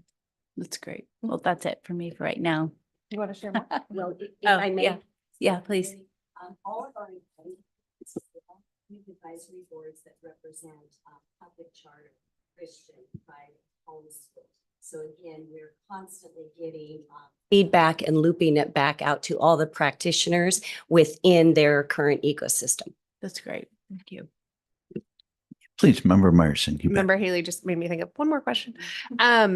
Thinking about the school selection process then that your graduates are going through, would you say that, or is there a statistic on would you say every graduate has had an experience prior to selecting their final school site before they enter full-time employment there? And I'm just sort of wondering about that as also a potential trend of they've had a really strong, they've had experience in their school site, they enjoy it, they like it, that is now causing them to go there and hopefully stay. Yes, wonderful question. So we do encourage that wherever they start that initial field experience, whether it be those 5 hours, 10 hours, or 20 hours, what we encourage our partnership schools to do is form a relationship with that GCU teacher candidate.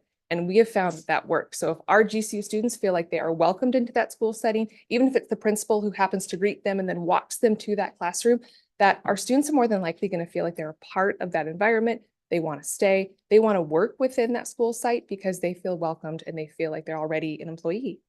Awesome. And I think I'm trying to think of sort of differentiators that then could be potentially replicable for, across other organizations. Would you say that that is unique to GCU? And is there any data that you have on, 100% of our students have at least, X number of hours with that particular school site prior to starting, or what type of data we might be able to glean from there that would be Well, all of our informative? students have to complete that required practicum, of course. So I can't speak to the other institutions, but for our students, we do encourage a diverse group of schools that they visit. So we don't have the data in front of us to share that they're in this school for XYZ hours. But for those students that we do know anecdotally, when they come to us and share what they like, they truly are spending more time in those schools that they then continue to go back to as long as the school setting meets the requirements for each course that they're in. And then more than likely, they will do their student teaching there and get hired. So it's something we could work on and then of course send to you. Be curious. Thank you. Okay. Member Meyerson triggered a few things. I'm so sorry. I'm so sorry. One, I just thought it was really interesting on the certification test supports. There's been a lot of conversations over the last decade of particularly diverse educators coming into the field that they are at a disadvantage in taking state certification tests. So I just think that that's great that you're embedding that into your strategy and just sort of helping to reduce a barrier so that individuals, when they do graduate, where they teach in our great state or they go elsewhere, that they're ready to hit the ground running. The other question that I had is, I believe GCU was invited or authorized to participate in I think it's the TEACH program or the TEACH grants. It's the state funding that we have. Have you all done, are you actively recruiting students saying, hey, there's state funding if you choose to participate in our School of Education? And then also in your financial aid conversations, are you talking about the many different Title II, Title VII, I forget some of the titles in the Higher Education Act. Are there, say like, hey, if you go into a high need school, you have loan forgiveness if you teach for X number of years, or if you're in a high need subject area, you get loan forgiveness. Are you incorporating that in your recruitment of students in the College of Education? Yes, Vice President Haley, we absolutely do. So I can't speak to our enrollment. I'm not an enrollment counselor, but I do know of the information we provide. We have knowledgeable support teams fully help to understand or help the student rather understand what may be the best route for them. So we do inform them of our academic programs that do qualify for TEACH grant. we do share more about Title I school settings and what that could mean for them as a future teacher. We have many scholarships for our students who are in different settings. And then, of course, that would extend throughout their academic program. So we provide all that information up front. That's another way that we support our students is they truly know when they come to our campus, whether it be campus or online. If you're transferring in credits or if you are a Zero Start student, you know how long it's going to take you because of our course setting schedule. So with that, we also then share what it could look like for you as a student in terms of finances and your different options, and then what you may be responsible for as a student too. Thank you very much. Anyone else? Mine Dr. was- Clay and then Member Clark. Yeah. Thank you for that amazing presentation. I just wanted to just thank you for the partnerships you have in the rural school areas with our superintendents. Anytime I'm at a superintendent's meeting down in Cochise County, it's always GCU, we have to go to Phoenix, we have to do this, and how you basically partner people with our rural leaders, and you are just making a great impact as far as relationships. Okay, and also thank you for the support of your rural. We just had a big conference in Cochise County. It was called Innovations Education. We had over 250 people there, and of course, GCU was there supporting. So you dig deep as far as relationships are concerned, and I thank you for that. And another thing, it's important that schools support the graduates to sustain them when they leave. Instead of, it's almost like a baby being born and you just walking away and saying, good luck with it, you know? And you basically continue to feed that baby, love on that baby, and validate that baby. So thank you for everything that you do and all of your field experience. I know for a fact all of your classes that you have, I know for a fact because I teach some of them. And every single class, field experience, field experience, field experience, that's what's important. And the students need to get their hands dirty and be able to figure out what's going on in the classroom before they make that big plunge. Thank you for everything that you do for us. Thank you. Thank you, Dr. Clay. Member Clark. And I'm also going to leave with a thank you and an exhortation to Dr. Paul, Dr. Guadiano. Did I say it? Okay, great. And Dr. Lippert, of course. I'm grateful that you guys came and just seeing your presentation and how robust your education is and everything that you do to provide support to the future teachers is incredible. I'm bummed that governor's office left because we had this whole conversation about retention, and I'm like, look at this amazing stuff happening at GCU, but my exhortation to you is actually from your own website. On your website, you talk about at Grand Canyon University, you are encouraged to find your purpose and shape your own perspective by embracing a distinctive Christian worldview.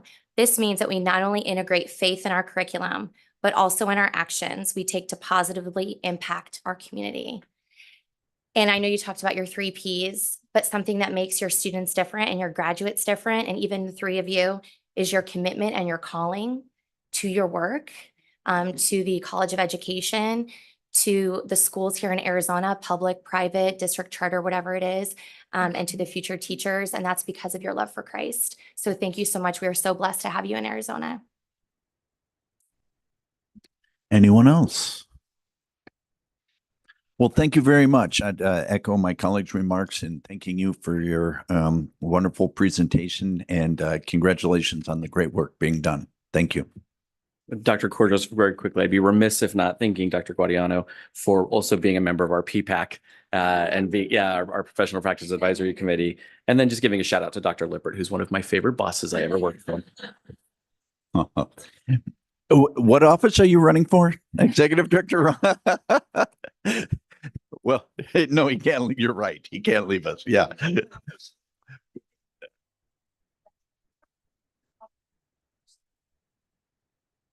Fantastic. Thank you very much. Well, I suspect we're all ready for a little break at this point. So I would ask that we maybe reconvene at 11:30, if that works. So go ahead, and we'll see you back at 11:30.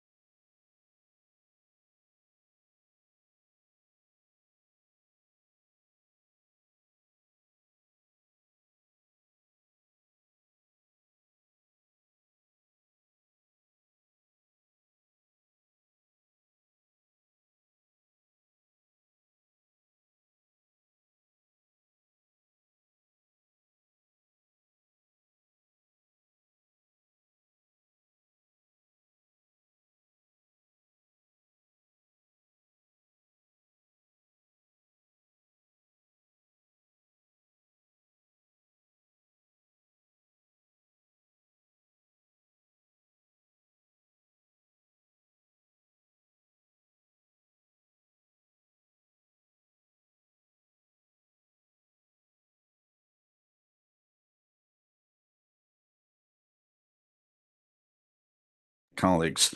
Move us on to item 6D. Also information only. This is the presentation and discussion of Arizona's Strengthening Career and Technical Education for the 21st Century Act, the Perkins 5 Plan. Executive Director Ross. Dr. Core, Superintendent Horn, members of the board. We have asked the Arizona Department of Education to come and present on the revision of the Perkins 5 grant that they are undertaking. The board is responsible for approving the Perkins application, and this would happen in May. So we thought it'd be a good idea to have them come a little early, present, discuss not only Perkins, but CTE in general. I know that's an area of real interest for the board. And so with us today is Kevin Imes, who is the Deputy Associate Superintendent of Career and Technical Education at the Arizona Department of Education. Thank you, Director Ross. President Core, Superintendent Horn, members of the board. I get to talk about my second favorite thing today, CTE and Perkins, and not necessarily Perkins, but CTE. And just to let you know that I've been paying attention, Happy New Year. And let me be the first to congratulate you on being board president. Vice President. Thank you. So I'm the transition specialist that's supposed to bring you back into the whole groove of things again, and had some great presentations. Obviously, we saw this morning. Just to let you know, CTE does have a finance program. And we also have an ed professions program, which kind of go right in there. And I just want to steal something from Dr. Clay. CTE is the root of the fruit. I loved it. So I'm going to steal that from her. So just a little bit of background. We got 156,000 students, a little over that, in CTE programs. We have 312 schools in the state of Arizona with a CTE program. Oh, I'm sorry, with at least one program. We have an 81% credential pass rate for those students that go through our programs. So since finance is such a topic this morning, I'll go ahead and start with that first slide. And although Perkins isn't all about money, it does get everybody's attention there a little bit. So state of Arizona receives $34,271,864. And just to give you an idea of where that money goes to, one of the epiphanies that people have is that it goes to correctional institutions as well. So we provide training for students in our opportunity youth in our juvenile justice systems. Other than money, thank you. The one thing that Perkins does require us to do is determine our state-determined performance levels. And this is how we're graded as to whether we receive the money or not. So there's two pieces with this. One is the accountability piece, and the other one is continuous improvement. And we'll talk a little bit about that too. This is a renewal. This is an update for the renewal of the Perkins plan. Comes up every 4 years. So with that, we're required to have stakeholder input. We just finished a stakeholder survey last Friday, the 19th, to get stakeholder input. And we're required to publish those as well as part of the revisions. So yeah, correct. We're currently developing a plan with stakeholder input. So as mentioned, those levels of performance, high schools, there's 8 of them.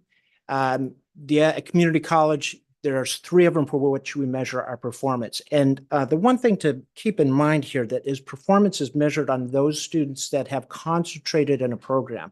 So those students that have gone through, at least at the high school level, 2 years of a program. And that's one of the definitions for a concentrator. And placement within the community college, and that's another one of the definitions without going too much into it.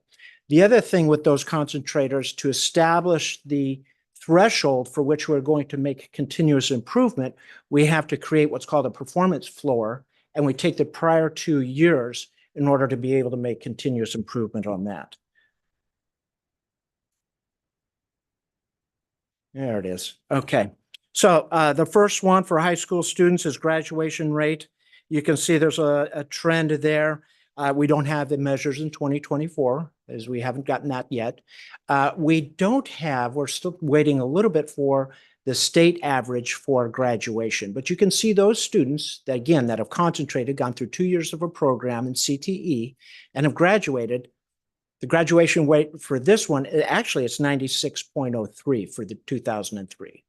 So, and in order for us to be able to have continuous improvement, it's a little bit harder to make improvement at the top. So you gradually go up, and we're going to show the federal government that we're going to improve to 96.06. Second one is reading. I do want to apologize. There's a mistake on that slide. It's coming up.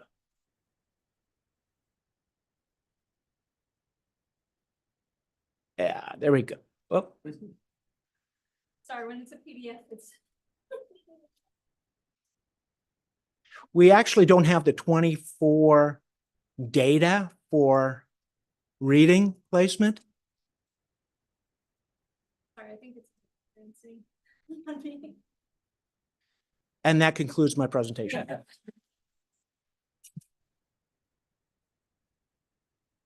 Right there. Okay. So you can see we took it a little slight dip in 21 and 22. There's a variety of reasons globally. We can imagine the things that had happened. A couple interesting things of note there in 2022, performance rate for reading in CTE students was 36%. The state average was 32. So that's how to read those. And the mistake comes that we don't actually have the actual performance for Arizona in 2024, that 40%. The highlighted, the blue, light blue are our projections, and that's to meet those continuous improvement targets. So that's the one error that I have on that. I apologize for that. 21, the data really doesn't get kind of a little skewy there because we're going in between assessments. We were going through AZ Merit into ACT. And so I'm more confident with our CTE actual performances and so I did not put in there the state's actual performance for 21. So you can see that again, the performance levels that we have, and then the continuous improvement. Math, same thing. 21 really wasn't confident in the state's data, but you can see that the proficiency level for students in CTE, again, those concentrators that completed a program are 53%. We take the dip, and then you can see the target rates as we get to 2027. Now, one of the things that's important to know that 2027 and that rise, how we selected those was to correspond to the ESA targets. And so that CTE students and all students, all non-CTE students would have the same performance target, eventually end up in 2027. So if there was a question. Can you please clarify what you just said? I wasn't clear. Yes. What do you mean the ESA? Yeah, the state has our targets for academic performance on how students would perform on our academic assessments. At the previous slide, it pointed out that the 53% for those math students, that's a target, and that is aligned. Our CTE concentrators will have the same target as our ESA, our ESSA. You mean every student succeed? ESSA. I missed a letter. Thank you. Dr. Hagerman, thank you. Yeah, ESSA. That's better. Okay. Yeah. Post-program placement. These are the percentage of students that end up either in post-secondary education, employment, or the military, or some type of service agency, Peace Corps, mission, that type of thing. We have 70% of our students in 2022 went on to either some type of post-secondary placement, a job, or the military. So if you've concentrated in a CTE program, you're more likely to go on to what you've concentrated in that program. Does that make sense? Non-traditional programs, that's a little bit different. These are the programs for which students would not normally go into as a result of their gender. So these are the students that would normally go into a placement for which there would be not as many females or there would not be as many males. There are some programs that may be a little bit more obvious, but one of the epiphanies that I had is for non-traditional students to go into our culinary program. Students that non-traditionally go on to study or become a chef would be female. So our non-traditional population for which we drive students to go into those CTE programs is culinary, one of those culinary programs. So we have we have our goals for which we put into our Perkins plan.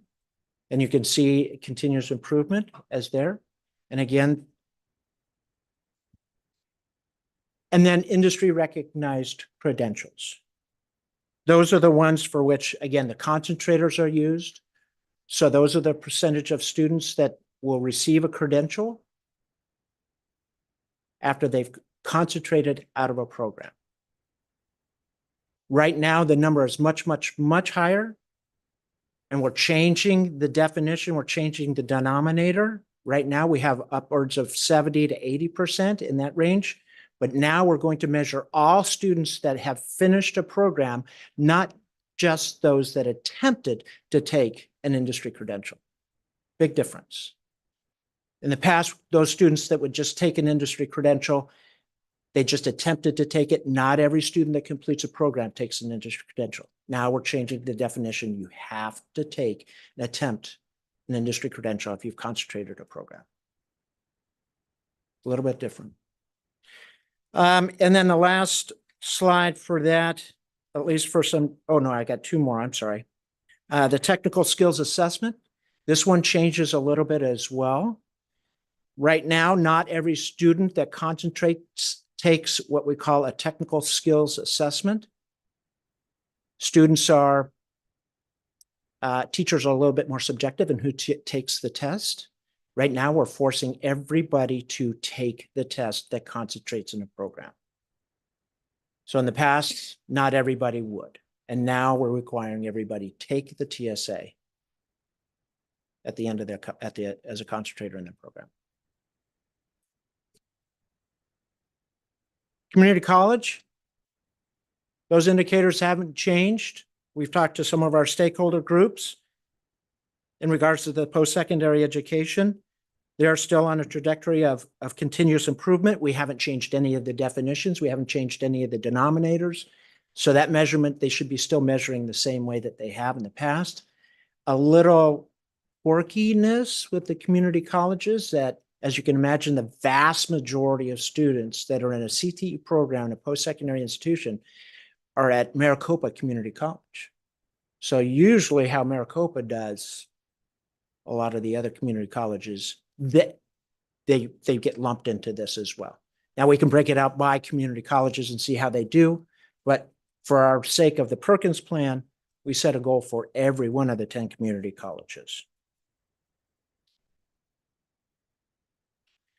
So as I mentioned, we're having stakeholder convenings. Next week, we have another one with all the secondary state CTE directors. We'll share the survey data with them. We'll collect more input. We've got roundtable activities to do with them, specifically within our work-based learning and our program monitoring, which become part of the Perkins plan, which is 249 pages. So it takes a lot to that, but we're continuing to gather stakeholder input. We have to have a draft out there for public comment for 60 days before we bring it back to you for your approval. So the next slide, we hope to bring you that plan by April 22nd for your approval. Then we take it to the governor, and then we present it to the U.S. Department of Education on May 10th, the 2024. And that concludes my presentation. I think there's one more slide. That's it. And thank you, Yeah. Kevin. And I'll see if my colleagues have any thoughts or questions for you. Dr. Clay. My first question. Thank you. My first question. The financial services program. Yes. How many years, at one time it was how many years does it take to be a completer in that program? 2. Okay. Is there any way that you can work with the office, was it Ms. Yee? Treasurer Yee. The treasurer's office? Excuse me. And maybe refine what needs to be done in our financial services program so that there's not a lot of changes to happen? Is there any way you can just you guys just get together and talk about that? Yeah, absolutely. Yes, President Core, Member Clay, we certainly can. I think that you're familiar with too, that the standards come from our advisory councils. Absolutely. You know, and our industry members. So that would be one of the first steps that we would do, is to contact those industry experts and certainly work with the Treasury to see if we can look at those standards to see if they can be. vetted. Thank you, because if we sing the same song, we all need to know the words, right? Yes, ma'am. And sometimes all of us have different words to the song, and it really confuses our students and our educators. Yes. So thank you so much for that. My other question is it difficult to find CTE teachers for our programs? And it's two-part. And what are we doing to promote CTE programs in the state of Arizona, especially to the rural areas? To answer the first part of that question, yes. I mean, we face the same challenges to find teachers, just like everybody else does. There's a little bit of a caveat. CTE teachers aren't typically the teachers that have gone through a traditional teaching pathway, which is important because they're the industry experts. So it's much easier to help somebody get through the pedagogy and learn the instructional practices, the best classroom practices, and rather than gain 26 years in HVAC. And those are our experts that are teaching those classes. So the point of that being, most of those instructors as content experts can make a considerable amount more of money in industry. And so other than the fact of finding teachers, the difficulty in finding teachers, it's finding teachers in CTE that are willing to be able to forego a salary for which they can obtain as an expert.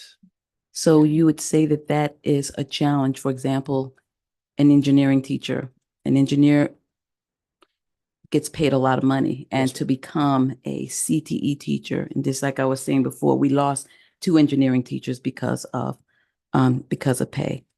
So that's something, again, I don't know the answers to that, but I know we would have a more robust CTE program across the state if we take a look at these challenges that we have. Yes, ma'am. And President Core, members of the board, as we had mentioned earlier in the presentation, the governing boards, the local governing boards are the ones that set the salaries for those teachers.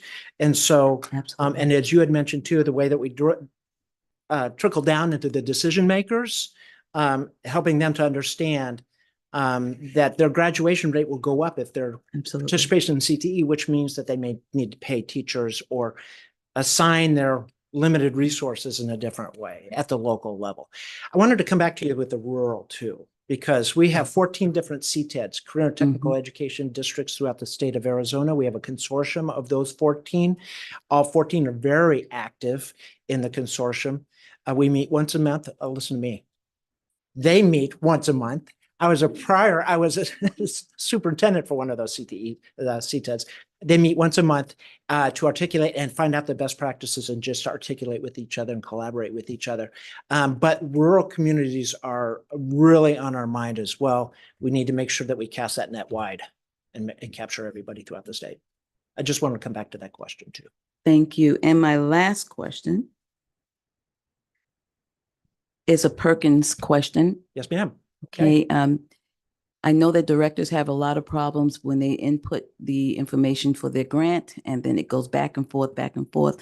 Do you still have intense training for CT directors so that they can put the information in and they'll say, okay, I know when I was a director, I had someone look at everything and then I put it, then I pressed the button, and that stopped a lot of stress. Do we still have that same type of support now? President Core, Member Clay, we do a little bit of the logistics and behind that.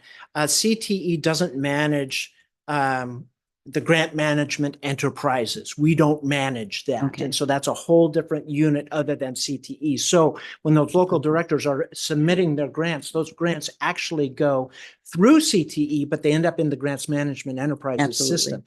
So we have to work with a different unit in being able to do that. But that being said, we have how many grants? 5? We have 5 grant program specialists that help our local directors walk through that system. I was going to use an adjective to describe that system, And so, because it is very tedious, as you know, and there's a lot of requirements built into that system. But we at CTE are doing our part as we can to support those people that are entering those grants into the grants management enterprises.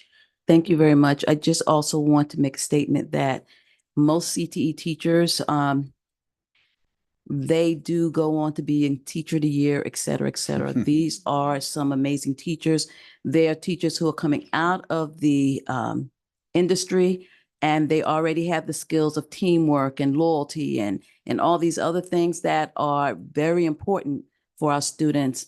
And I will tell you, I am also a product of CTE. I came out of the field into the CTE program, and I was mentored, and CTE is amazing. All the people who still mentor me, they still mentor me today. So there's some things that other departments need to go ahead and look and see what's going on there as far as mentoring, et cetera, to their teachers and supporting them. Thank you. President Corr, Dr. Clay, thank you very much. Appreciate the support. Dr. Hagerman. Yeah, for when you come back in April, I'm interested in the actions you're going to take to meet those goals. Okay. So you outlined a bunch of goals, but I'm interested in the steps that are going to be taken to achieve those goals. Okay. Thank you. Anyone else? Please, Member Kravickas. Thank you, Mr. Chairman, and thank you, Mr. Imes, for a great presentation. I look forward again to April's presentation. I'm assuming, but I don't want to assume, that within the bigger Perkins plan, there's a requirement to disaggregate all of that data by subgroup. Yes. Okay, so we'd like to see that. And especially, I'm interested in the participation numbers. Do they mirror the demographics of the general student population, as well as by program? Because I know I do know that can be a big difference in demographics and what programs they're enrolled in. For instance, there are certain programs that are heavily populated by students with disabilities. So I'm hoping that we'll be able to see all of that in the April, because I'm guessing you have to produce a lot of that for the bigger report anyway. Yes. So President Corr, Member Kravickas, I understand exactly where you're coming from. CTE is, although it being with fine arts, that requirement for graduation to complete a program or to be a concentrator, it's usually voluntary. And so those students and parents select themselves into programs that are more aligned with their aptitudes and interests. Right now, we have 11,167 special ed students enrolled in a career and technical education program. It's about 8.7% of the overall population. In high schools, you're looking at maybe a general population of those with disabilities, maybe with 12 to 15%. I appreciate that. I've seen some of that data, and it is higher than I thought it would be, and I was excited by that. The only thing I would gently push back is I don't know that it's because that's what their aligned interests are than what they're being strongly counseled into because of low expectations. I met a mom just last month whose son is double. He's gifted and he's on the autism spectrum. And she was outraged to me because she was never even told about CTE courses or the CTED. So there's still a lot of that going on, which I know is why the federal government requires us to look at that data. But I really want to look at that data because I think people are getting counseled into programs rather than self-selecting oftentimes. President Corr, Member Kravickas, we actually have our school counselor is job sharing between our special education, our ESS population unit and CTE, and Perkins is very focused on special populations too. So there's several places within the plan that are require us to specifically address students with needs that may be on accommodations, modifications. And so it's very much a focus of ours as well. I do agree. Overall, there needs to be a better communication system to understanding exactly what CTE is, because there's no reason why students that have been placed in an IEP cannot do a successful CTE program. So I wholeheartedly agree. Thank you very much for that response. I actually had the privilege of attending the advanced CTE meeting when they were here Yes. this past summer. And one of the things that came up in my little small group discussion during one of the breakout sessions was that some states, I don't know if we do, have a specific manual on how accommodations and modifications, what they look like in CTE, because they would look dramatically different than they would in classes. And so I don't know if that's something we have or something that we could look into that other states have done. Noted. Thank you. Vice President Haley, please. Thank you so much, Dr. Kaur. Thank you so much, Mr. Imes, for your presentation. Like Dr. Hagerman, I would be really excited to hear what your plans are for implementing the Perkins 5 goals. Quick question. I know we didn't touch on it today. I'm really fascinated by the CT industry credential incentive program. So when educators get, I think, bonuses for students that complete credentials in the CTE space. One is, how are those approved programs decided on, and who plays a role in authorizing those particular programs? Is it the educators that are certified? Is it industry? I believe there's supposed to be a tie to industry for those incentive payments. And also, like, how quickly are those approved list? How often is that updated based on what industries are needed and the learning expectations of students? Hopefully that made sense. I Yes, yeah. apologize. There's a lot there. There's a lot to Sorry. that. Yeah, no. And so all of the programs for which we offer a certification are eligible.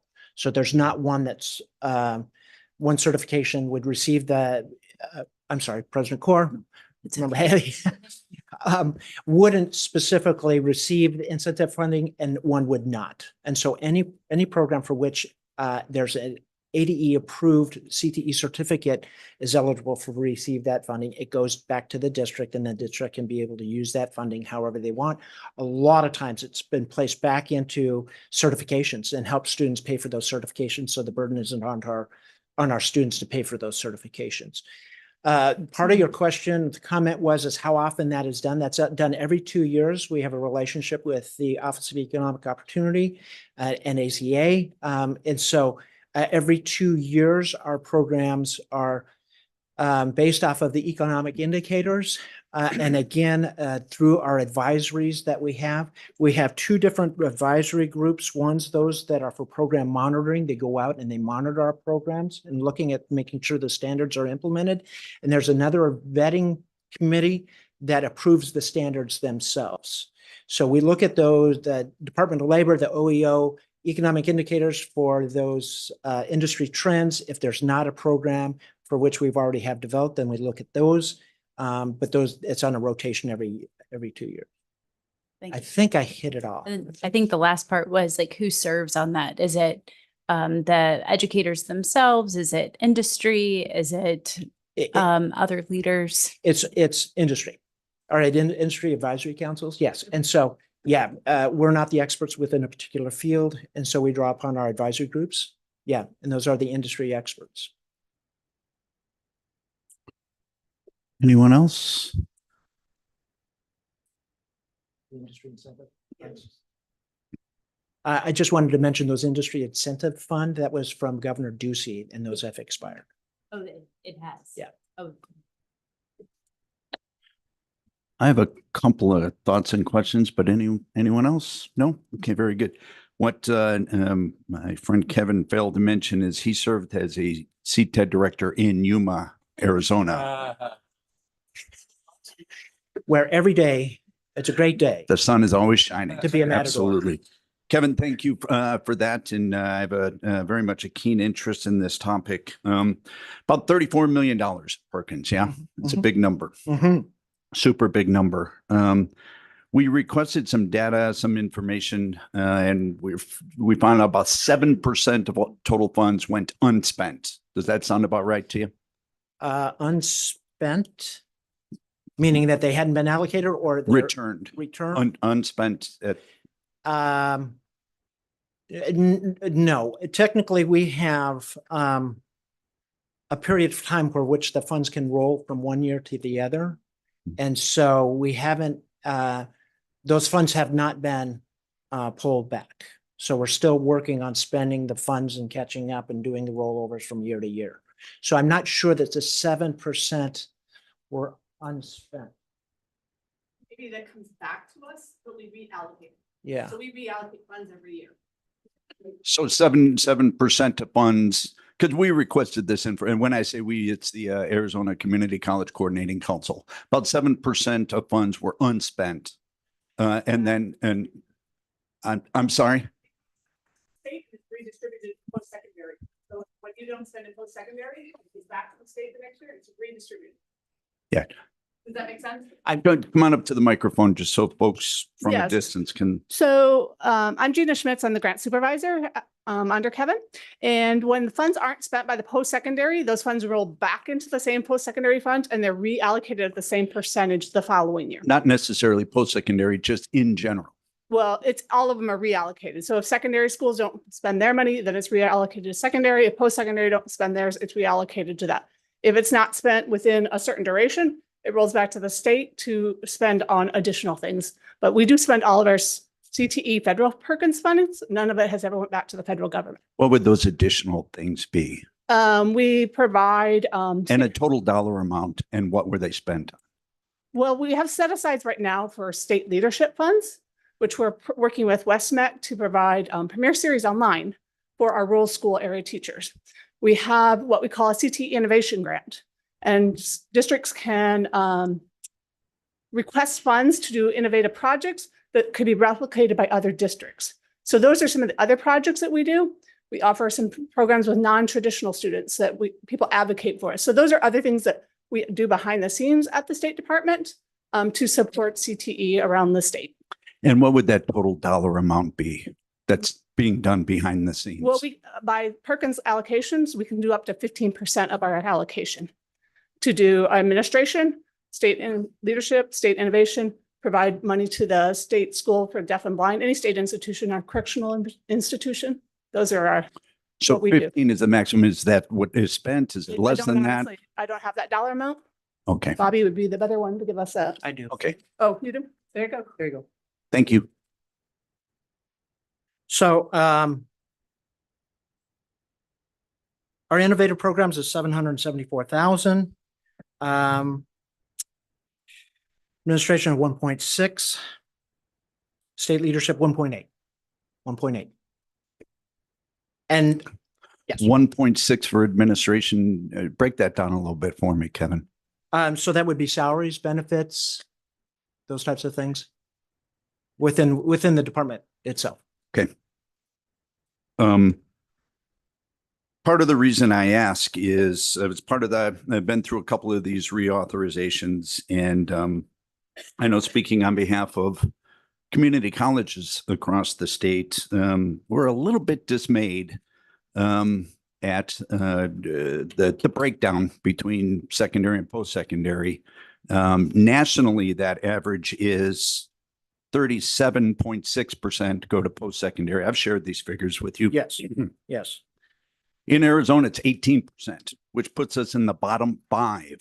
And given that significant dollars are being returned to the state, significant dollars are being spent on administration, I would ask for consideration that there be revisiting of how that allocation.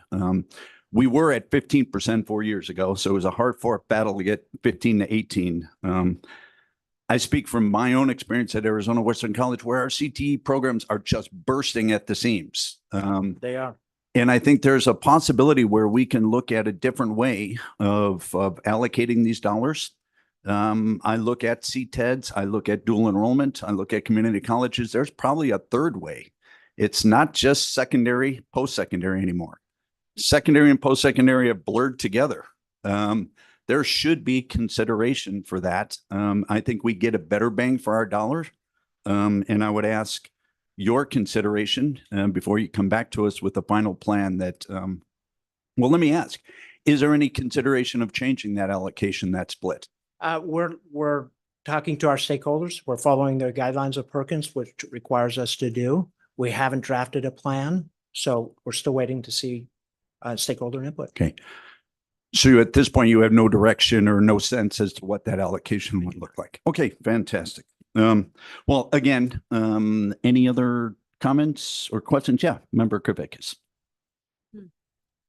Thank you, Mr. Chair. Mr. Iams, are you familiar with the Project Search program Yes, I at am. Westmac? I think Pima, does Pima J have it? They do that. I would love to see if there's a way, again, using some of those discretionary dollars that perhaps you can partner with like the State Developmental Disability Council, Sure. who has prioritized Project Search, to see if we can get that all over the state. Yes. It's such a low cost.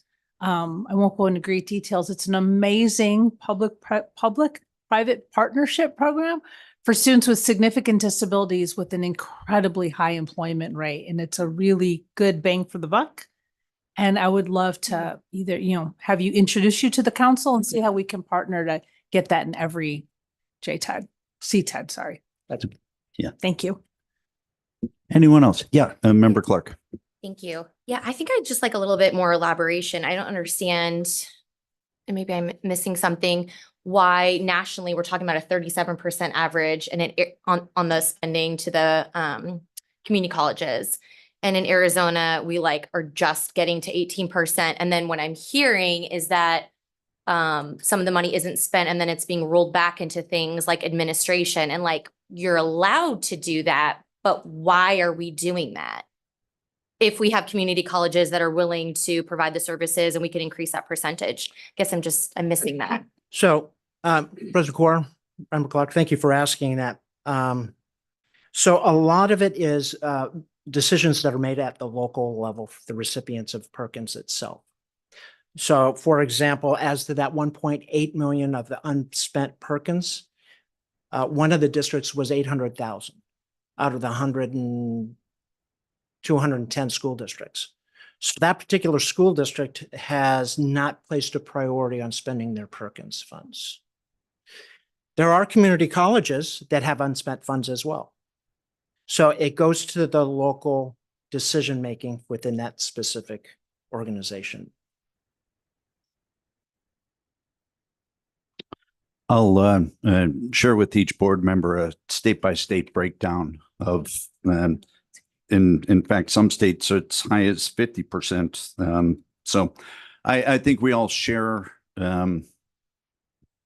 I hope we all share the desire to have this money directly impact students and do the greatest impact for our state. And what I don't want, and let me be clear, what I don't want is to pit one group against the other. I think there is a third way. I think there is that blending of secondary and post-secondary where some really amazing stuff can be done. And I have confidence in Kevin's ability to craft a third way, make sure that we spend the dollars and have the greatest impact on our students. So I appreciate that this is a work in progress and wanted to make sure that the interests expressed by my colleagues were expressed here today. All right. Thank you, Kevin. I appreciate it.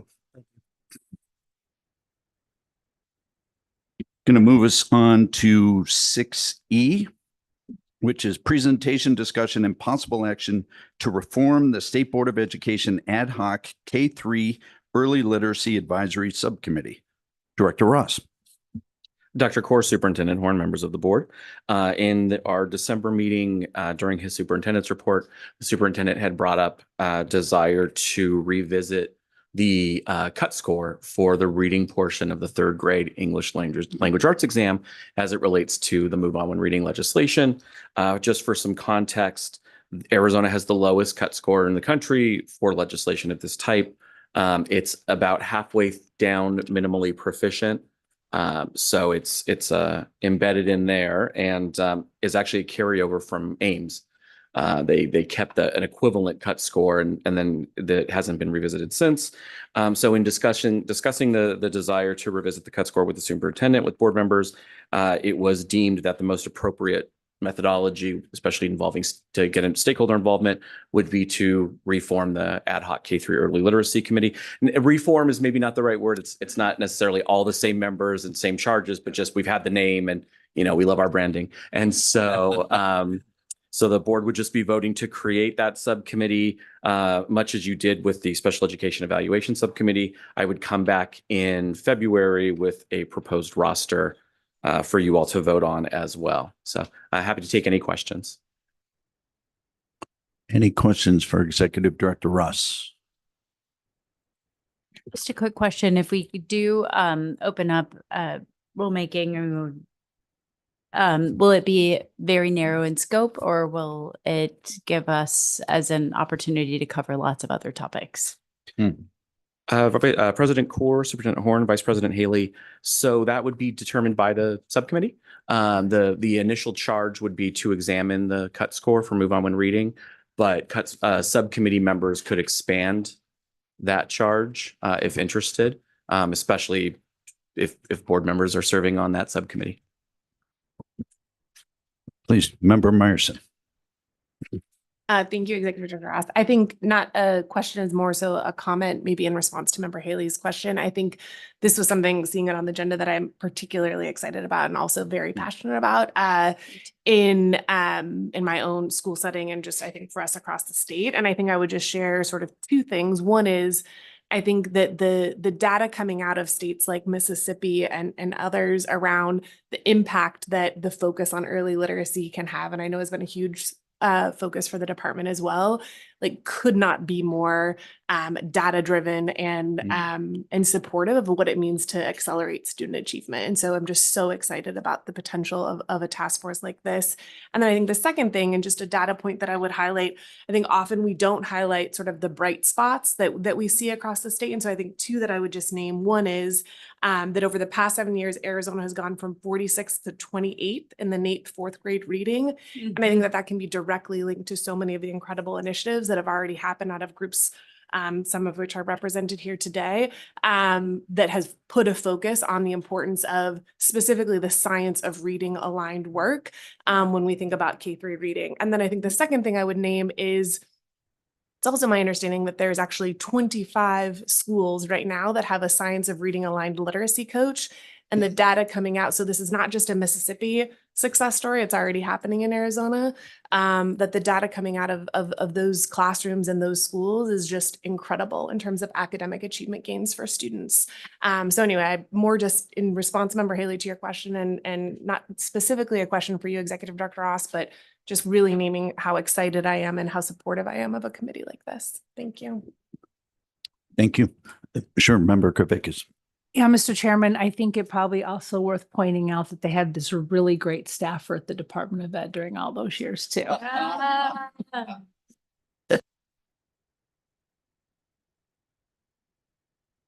Superintendent Horn, please. Yeah, I think, Linda, you can correct me if I'm wrong, but I think Mississippi had 150 coaches.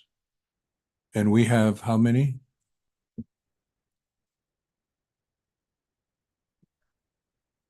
There There we you go. Thank you. Hi, I'm Linda Burrows, and I'm the Deputy Associate Superintendent over Academic Standards, and ELA and Move On When Reading is one of my charges. And we have 14 current coaches right now that are going out. There was some confusion and difficulty with the switch from it being government funded through the governor's office to our office, and then getting the grant set up. And then school districts also really want to have those grants established before they hire teachers. And so that's been a little bit of the delay. That being said, we are ready to go and really promoting those coaches and getting them out into schools. But currently right now we have 14 of the 25 that we've allocated for this current school year. Okay, so the allocation of 25, but Mississippi had 150. Correct. So I think this is not a good year to ask for extra money from the legislature because there's a budget deficit, but the next time there's a surplus and they're looking for the most useful ways to spend it, I think it'd be great to get up to the 150 coaches. Otherwise, we're really not doing what Mississippi did. Correct. Thank you. Any other questions or comments? If not, do I have a motion to approve the recreation of the State Board of Education Ad Hoc K-3 Early Literacy Advisory Subcommittee? Do I have such a motion? So moved. Member Clark, thank you. Do I have a second? Second. Okay. Defer to Member Tracus. Any other comments or discussion? All in favor, please indicate by saying aye. Aye. Any opposed, same sign. Any opposed, same sign. There we go. Passes unanimously. I will move us on to 6F, presentation, discussion and possible action to open rulemaking procedures for AAC R7-2302 Seal of Civics Literacy. Director Ross. Dr. Core, Superintendent Horn, members of the board.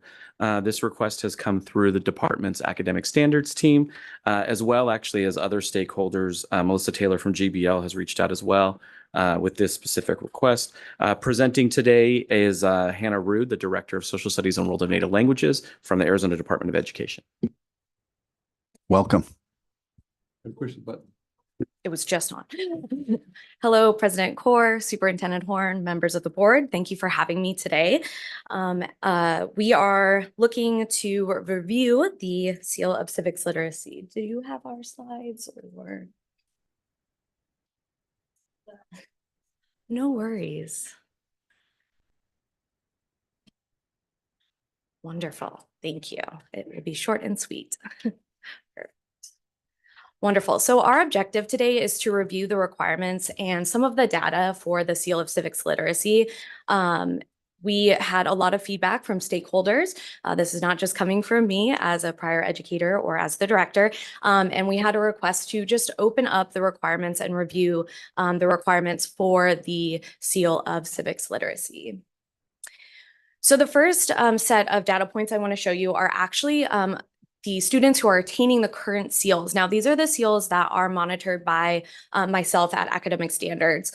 There is the 4 seal, the art seal, but we're focusing on the seal of biliteracy, which you'll see here in blue. And then in the red, we have the personal finance, and in the copper, we of course have civics literacy. You'll notice the trends for biliteracy is our most popular seal. We did have a little dip in 2020 and 2021 due to, we know, that global event that hit us all, but we are officially back up to post our pre-COVID numbers. We had about 1,600, excuse me, I got very excited for a second. 1,600, one day, 1,600 students receive the seal of biliteracy. Now, I want to compare that to the seal of personal finance and the seal of civics literacy. So in 2022, we had the seal of personal finance. We had 26 students receive the seal of personal finance. That was the first real year it was up, and LEAs were participating in the seal of personal finance. And I want to show you that comparison between 2022 and 2023, where we had this past year, 471 students gain the seal. And a lot of that has to do with that A through F rating for our schools. We're very interested, but they also saw how important it was, but also how it could be incorporated into an economics class, as it is a part of our K-12 social studies standards, personal finances. And so it was with the help of NextGen and other free curriculum, a lot of schools have now just said, all of our students in their economics class are going to get the seal of personal finance because we're going to include it in our curriculum. So that's really exciting to see that growth. But the one I want to draw your attention to is that copper, that orange there. What you'll notice is that we had 0 students obtain the seal in 2022 for civics literacy, which, as we know, is very key, right, to getting our students engaged in our communities.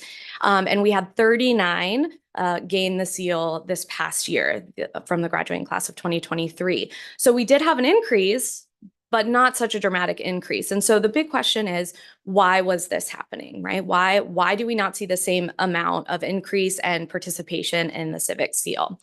Next slide, please. Thank you. So what I did is I broke it down, and I'd be happy to, all of this information is on our website on how to obtain the seals. But one of the biggest things that we noticed was the amount of time that students had to put into the program itself. So what we did here is we broke down the seal of biliteracy, the seal of personal finance, and the seal of civics literacy, which once again are the ones that I oversee at Academic Standards. And I wanted to consider the amount of time students had to put in outside of the school day, because you'll notice right away that there's that general increase. So for the seal of biliteracy, students need to do two major things, right? They need to show proficiency in English, which usually they do through the ACT now, and they also need to show proficiency in a second language through some sort of assessment that we have a list of on our website, and many of you know about these since you've approved many of those assessments. And so when considering how much outside of the school day students are preparing for this, we're looking at a very minimal amount. Yes, of course, we have students studying for, let's say, their Spanish class, if they're trying to get biliteracy in Spanish.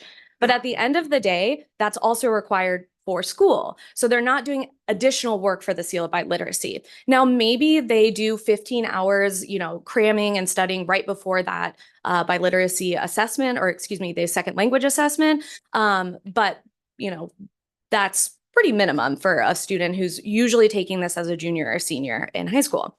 When you look at personal finance, we're seeing this kind of same thing replicated. We're seeing a lot of work done in the classroom, right? We have curriculums that are presented in their required economics class, so they can't get out of it, right? And we see that they just have to produce a written reflection as well as 10 co-curricular hours, right? So they could be doing something outside of school, but a lot of teachers are having groups like ACEE coming in and doing programs with their students. They're doing the stock market game, which also counts. And so we see when we look at that total, that's about 13 hours outside of school time, including the 10 hours, and then about 3 to write a written reflection if it's a really solid written reflection. When we then look at the seal of civics literacy, outside of the school day is where most of this is happening. And we see this as one of those issues that we encounter. So the biggest portion of the seal of civics literacy is category 3, which is community service. So we have a couple different categories. You have civics curriculum and learning. Then you have category 2, which is our civic engagement, which is, being present in the community and engaged. And then we also have that 75 hours of community service on top of a written reflection. So automatically we're looking at a student having to complete 78 hours outside of school time, which if we think of some of our students, right, we have incredible students who are engaged in student government, who are engaged in Model UN, et cetera, but they're also then working full time, right? And maybe they don't hear about this until they're a junior or senior in high school. And so this was a big concern from our stakeholders, is that there was a lot of time spent outside of the classroom and not necessarily focused specifically on civic engagement, which only requires 2 activities, which there's no hours associated with that. So it could be anything from an hour to 30 hours, right? So I wanted to show you this breakdown as kind of a better visual for what we're looking at for the individual seals instead of the categories themselves. So the proposal that I bring to you today is to review the 75 hours of service learning / community service requirement for the seal of civics literacy. And last slide. And I'm here to take any questions. Any member Kervickas, please. Thank you, Mr. Chairman. Thank you for that presentation. Does Model UN, student government, all those other things count towards those hours? They do, yes. Sorry, Member Kervickas, yes, they do. Anyone else? So, oh yeah, please, Member Tovar. Thank you, President Court. A question, because I know there's a lot of students that participate not only in school activities like Model UN, but there are, cities that have a city council for teens as well too. So would that be included? Thank you, Member Tovar. Yes, that absolutely is included. Any sort of, and that would be a civic engagement sort of, or if they're part of a project that is focused specifically on civic engagement. Yes. Thank you. Yeah, please. Thank you, Member Tovar, but I think I need to clarify the question then again. So the examples that Member Tovar just gave do they count towards the service learning hours or just towards the civics engagement? That's a great question. Okay. So when we look at the differences, I like to use student government as an example. So in student government, you're going to hit category 1 because you're going to learn about government and civics and what it means to be engaged. You're also probably going to get category 2, right? get involved in, let's say I always do the Get Out the Vote campaign, right, on campus, or you do a community service activity on campus that's focused on, let's say, civics. So you do something like you do a student election campaign, which counts as civic engagement. You could support the local school board, that counts as civic engagement. Then when we talk about community service hours, that's done with any sort of community group that is not for pay, right? So it could be something where they go to the local food bank and pack bags, or they could theoretically help, a local community member by having a car wash or something like that. Those would count more towards community service. And so when we think about the difference between community engagement and community service, maybe that needs to be defined more, or maybe, combined within that seal. I hope that answers that question. It does. you. Thank you. And yeah, now that I look at it, that is a huge disparity in terms of the amount of hours of civics learning engagement and service learning. Because your examples were perfect. There's a lot of overlap that should be counted. So thank you. Anyone else?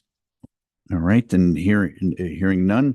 Do I have a motion to open rulemaking procedures for AAC R7-2-320 Seal of Civics Literacy? Do I have such a motion? So moved. Thank you, Member Tovar, and second, Vice President Haley. Any additional conversation? No, hearing none, then all in favor, please indicate by saying aye. Aye. Any opposed, same sign. Motion passes unanimously. Thank you, Hannah. Appreciate it. I'll move us on to G, presentation, discussion, and possible action regarding the recommendations to deny the parent/guardian's ESA appeal and adopt the Arizona Department of Education's denial of a purchase in the Empowerment Scholarship Account ESA for appeal case number 00057. Director Ross. Dr. Kaur, Superintendent Horn, members of the board. The board does not receive many of these. So just to quickly explain the process, an ESA family may apply or may use funds, ESA funds for a purchase. The department reviews those purchases. If the department denies a purchase, that family has the right to appeal. The appeals come to the board under the purview of Kat Ruiz, who's sitting over there.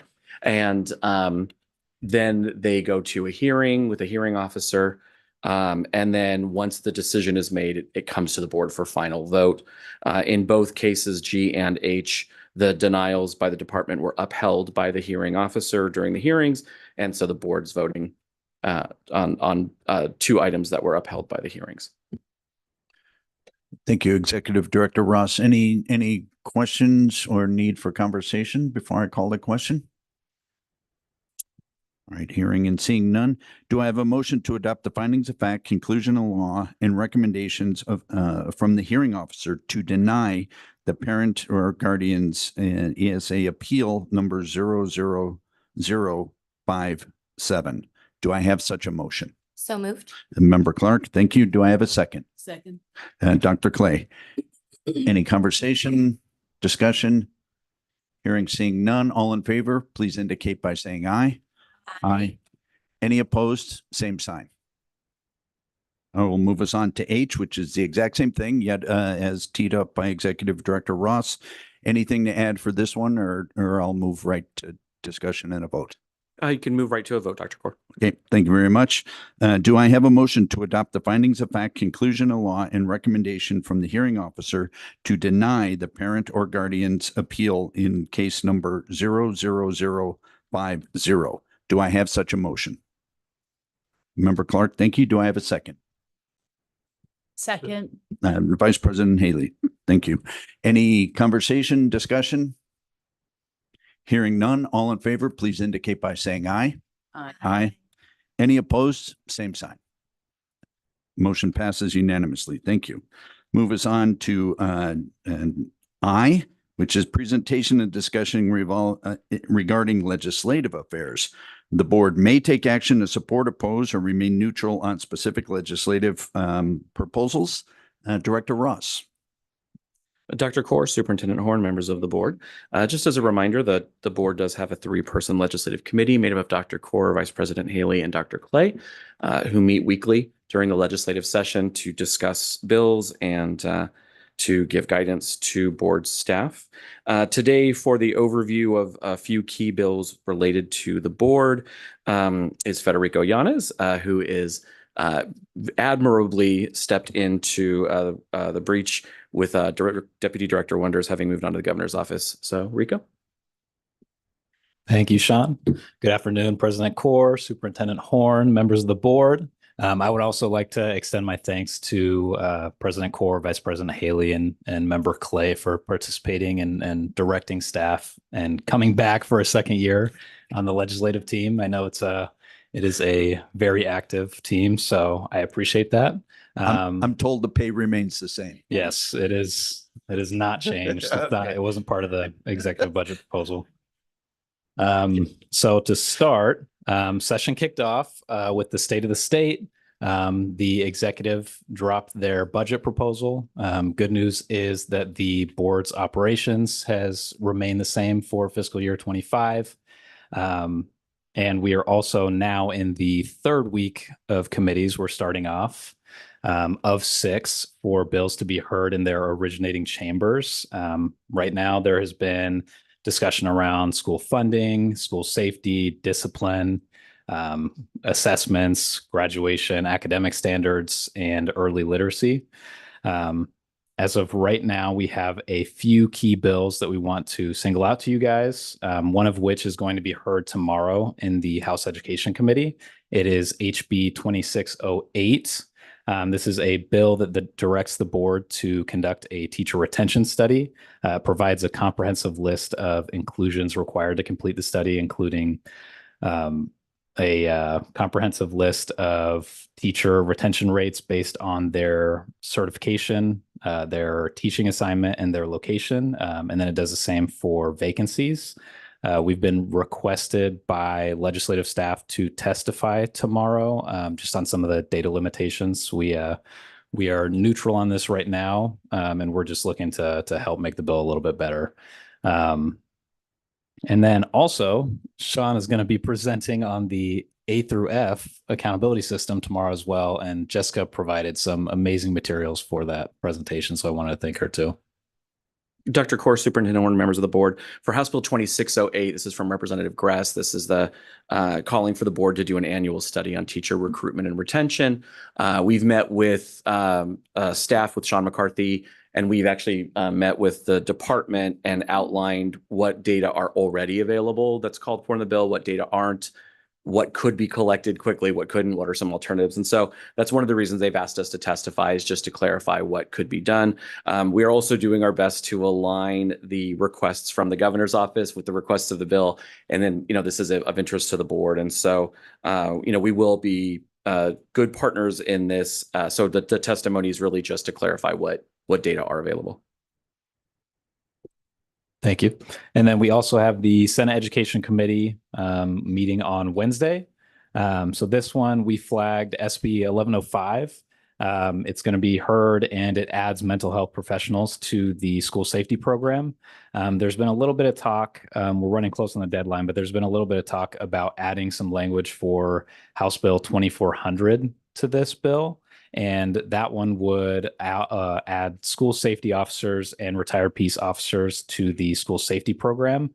It would also allow state board approved district and charter schools that have been approved for the school safety program to submit an alternative program proposal if they were unable to hire positions to cover the cost of safety technology, training, or infrastructure.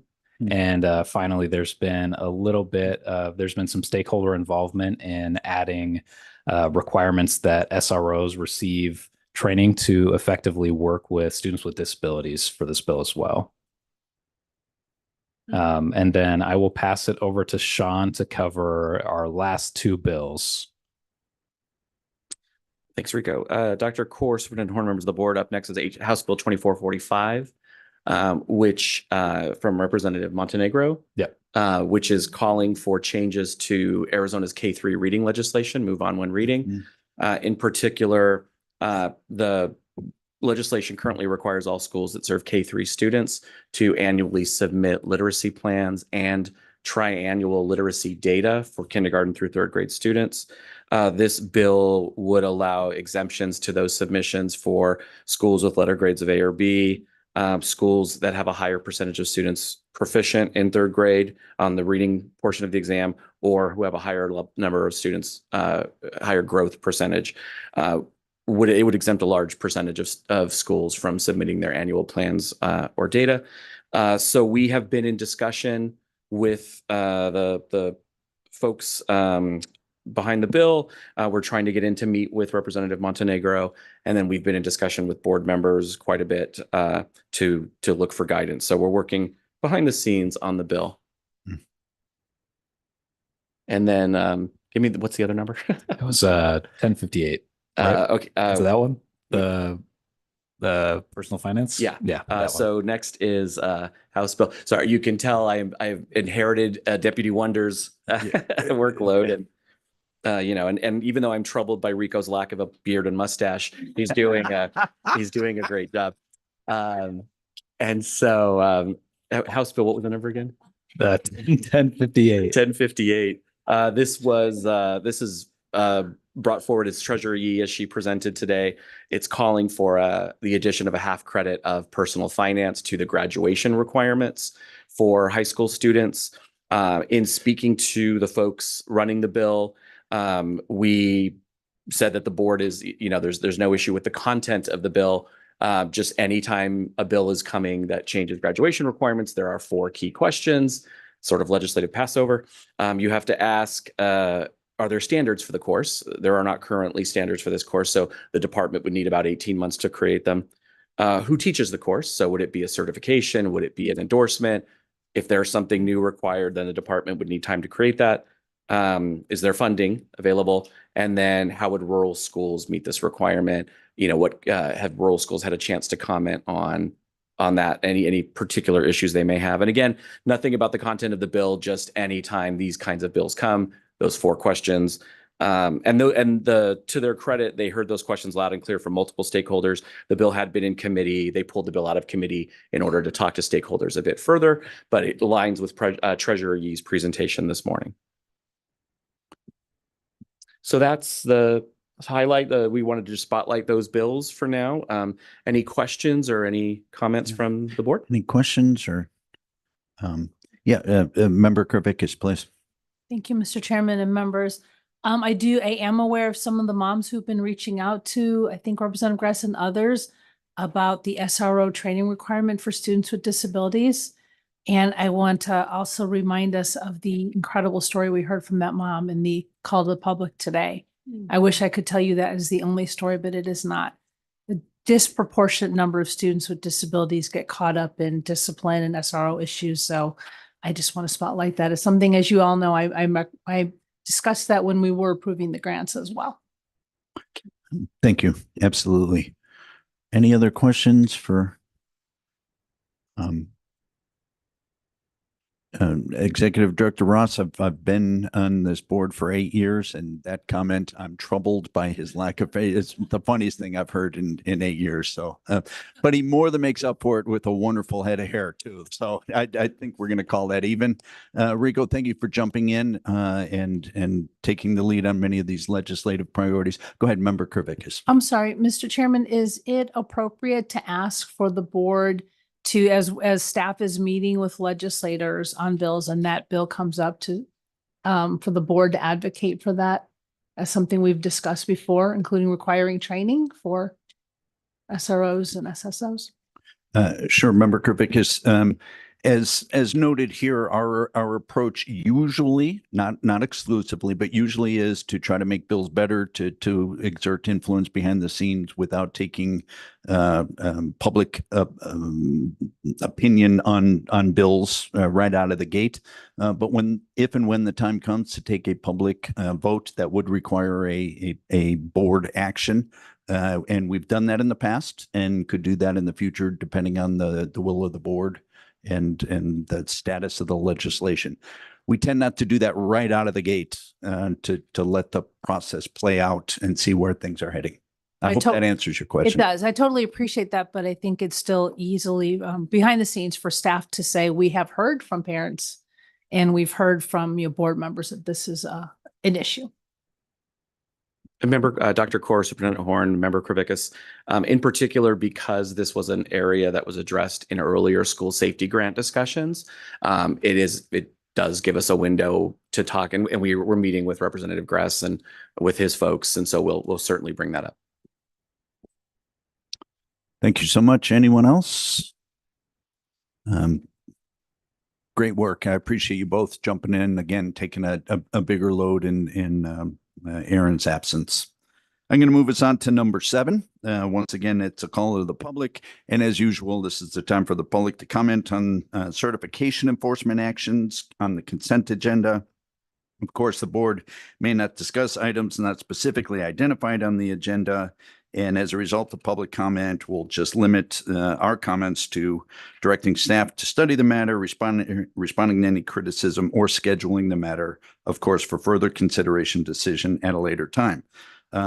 Executive Director Ross, do we have anyone desiring to speak to us on this item? Dr. Kaur, Superintendent Horn, members of the board, we have no one registered for this call to the public. Thank you. Then I will move us on to the consent agenda, certification enforcement actions. And if it is the will of this group, I intend to take this consent agenda on enforcement actions as a single motion. Do I have a motion to approve items 8A1 through 8A15, 8B1, 8C1, and 8C2? Do I have such a motion? So moved. Member Clark, thank you. Do I have a second? I'll second. Dr. Hagerman, thank you. Any desire to discuss any of these issues? Seeing none, all in favor of approving the consent agenda for enforcement actions as presented, please indicate by saying aye. Aye. Any opposed? Same sign. Okay, very good. Then I will move us on to number 9. Once again, call the public. Time for the public to comment on certification enforcement actions on the general session agenda.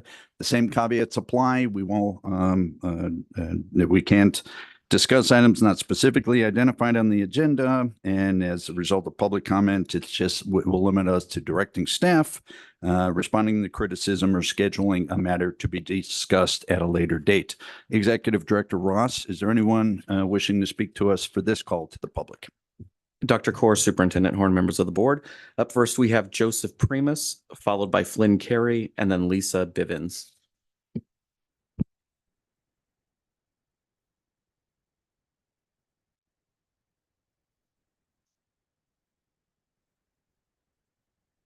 So Joseph Primus does not look like he's with us today.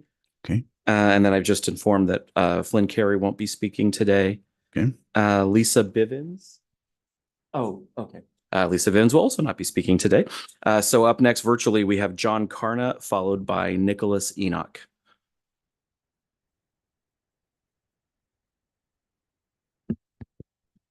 Executive Director Ross, we do have John Karna with us. He's ready to speak. Thank you, Jessica.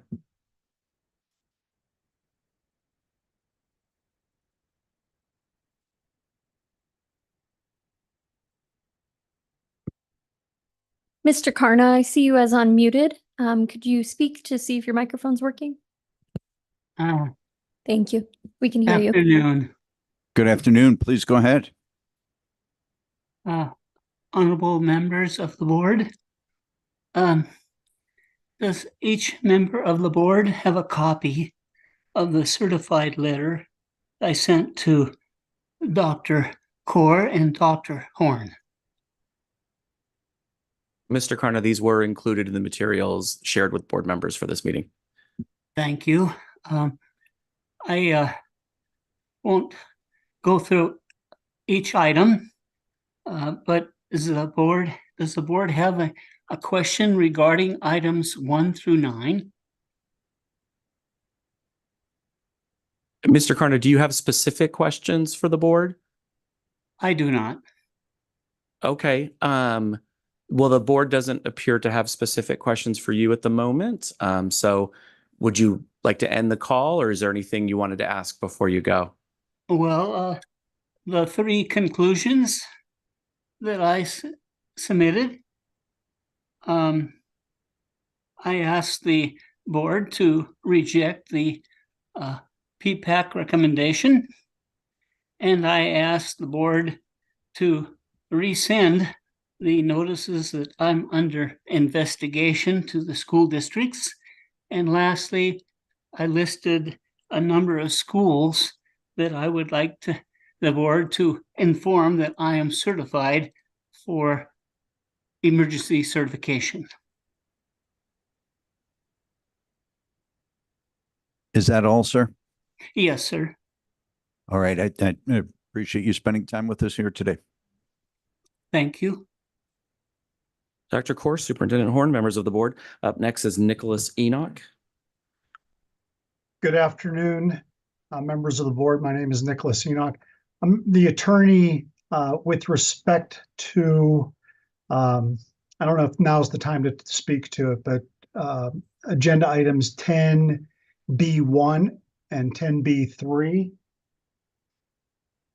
Now is in fact the time to speak to that. Yes, please go ahead. Okay, I don't have anything prepared and nothing specific, but if any of the members of the board have any specific questions regarding either Mr. Achiampong, his proposed settlement agreement, or Allison Law's proposed settlement agreement, I'll be happy to address that for the board. Otherwise, my clients, both of them, thank you in advance for your consideration of their pending settlement agreements. Thank you, Nicholas. I see no board member indicating a desire to seek additional clarification. Is there anything else you'd like, or does that end the call? That ends the call for me. I appreciate your time today. Thank you. Dr. Corr, that concludes this call to the public. Thank you very much. Then I'll move us on to item 10, general session certification enforcement actions. If it is the will of the group, I would like to take these items in a single motion. Do I have a motion to approve items 9A1 and 9A2? Do I have such a motion? So moved. Member Clark, thank you. Do I have a second? Second. Thank you, Dr. Clay. I'm sorry. Yeah, both. Just adjust it to 10A to 10. Oh, Because thank you. The numbering is up here. 10A1 and 10A2. Thank you so much. No, I appreciate that. I assume the motion still stands, Member Clark and Dr. Clay? 10A. Okay, very good. Any desire to discuss? Hearing none, all in favor of the motion as presented, please indicate by saying aye. Aye. Any opposed, same sign. Motion passes unanimously. Thank you. Going to move us on to 10B. And I would like again to take these items in a single motion. As always, board members may call for the removal of an item to be discussed and voted upon separately if they so choose.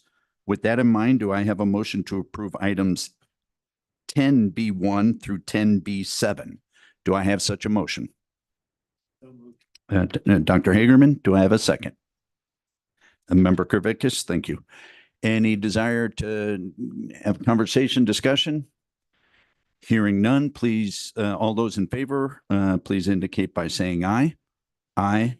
Any opposed, same sign. Motion carries unanimously. I will move us on to 10C. Presentation, discussion, and possible action to approve the findings of fact, conclusions of law, and recommendations of the Professional Practices Advisory Committee for the following educators: Kathleen Bailey, Stacia Blyer, and John Karna. Do I have a motion to approve items 10C1 through 10C3? Do I have such a motion? So moved. Vice President Haley, do I have a second? Member Tovar, any desire for conversation, discussion? Hearing none, all in favor of the motion as presented, please indicate by saying aye. Aye. Any opposed, same sign. Motion carries unanimously. Thank you. And that'll move us on to our final agenda item, which is summary of current events, future meeting dates, and items, if any, for future agendas. Director Ross. Dr. Core, Superintendent Horn, members of the board, our next board meeting is Monday, February 26th at 9 a.m. And I hope everybody has a good month. Anyone from anyone else? Oh, and Dr. Clay, please. I just want to thank the Department of Education for supporting our Innovations in Education Conference in Cochise County. We had maybe 7 or 8 people come down, and it was amazing. We had over 250 people there, and thank you for your support.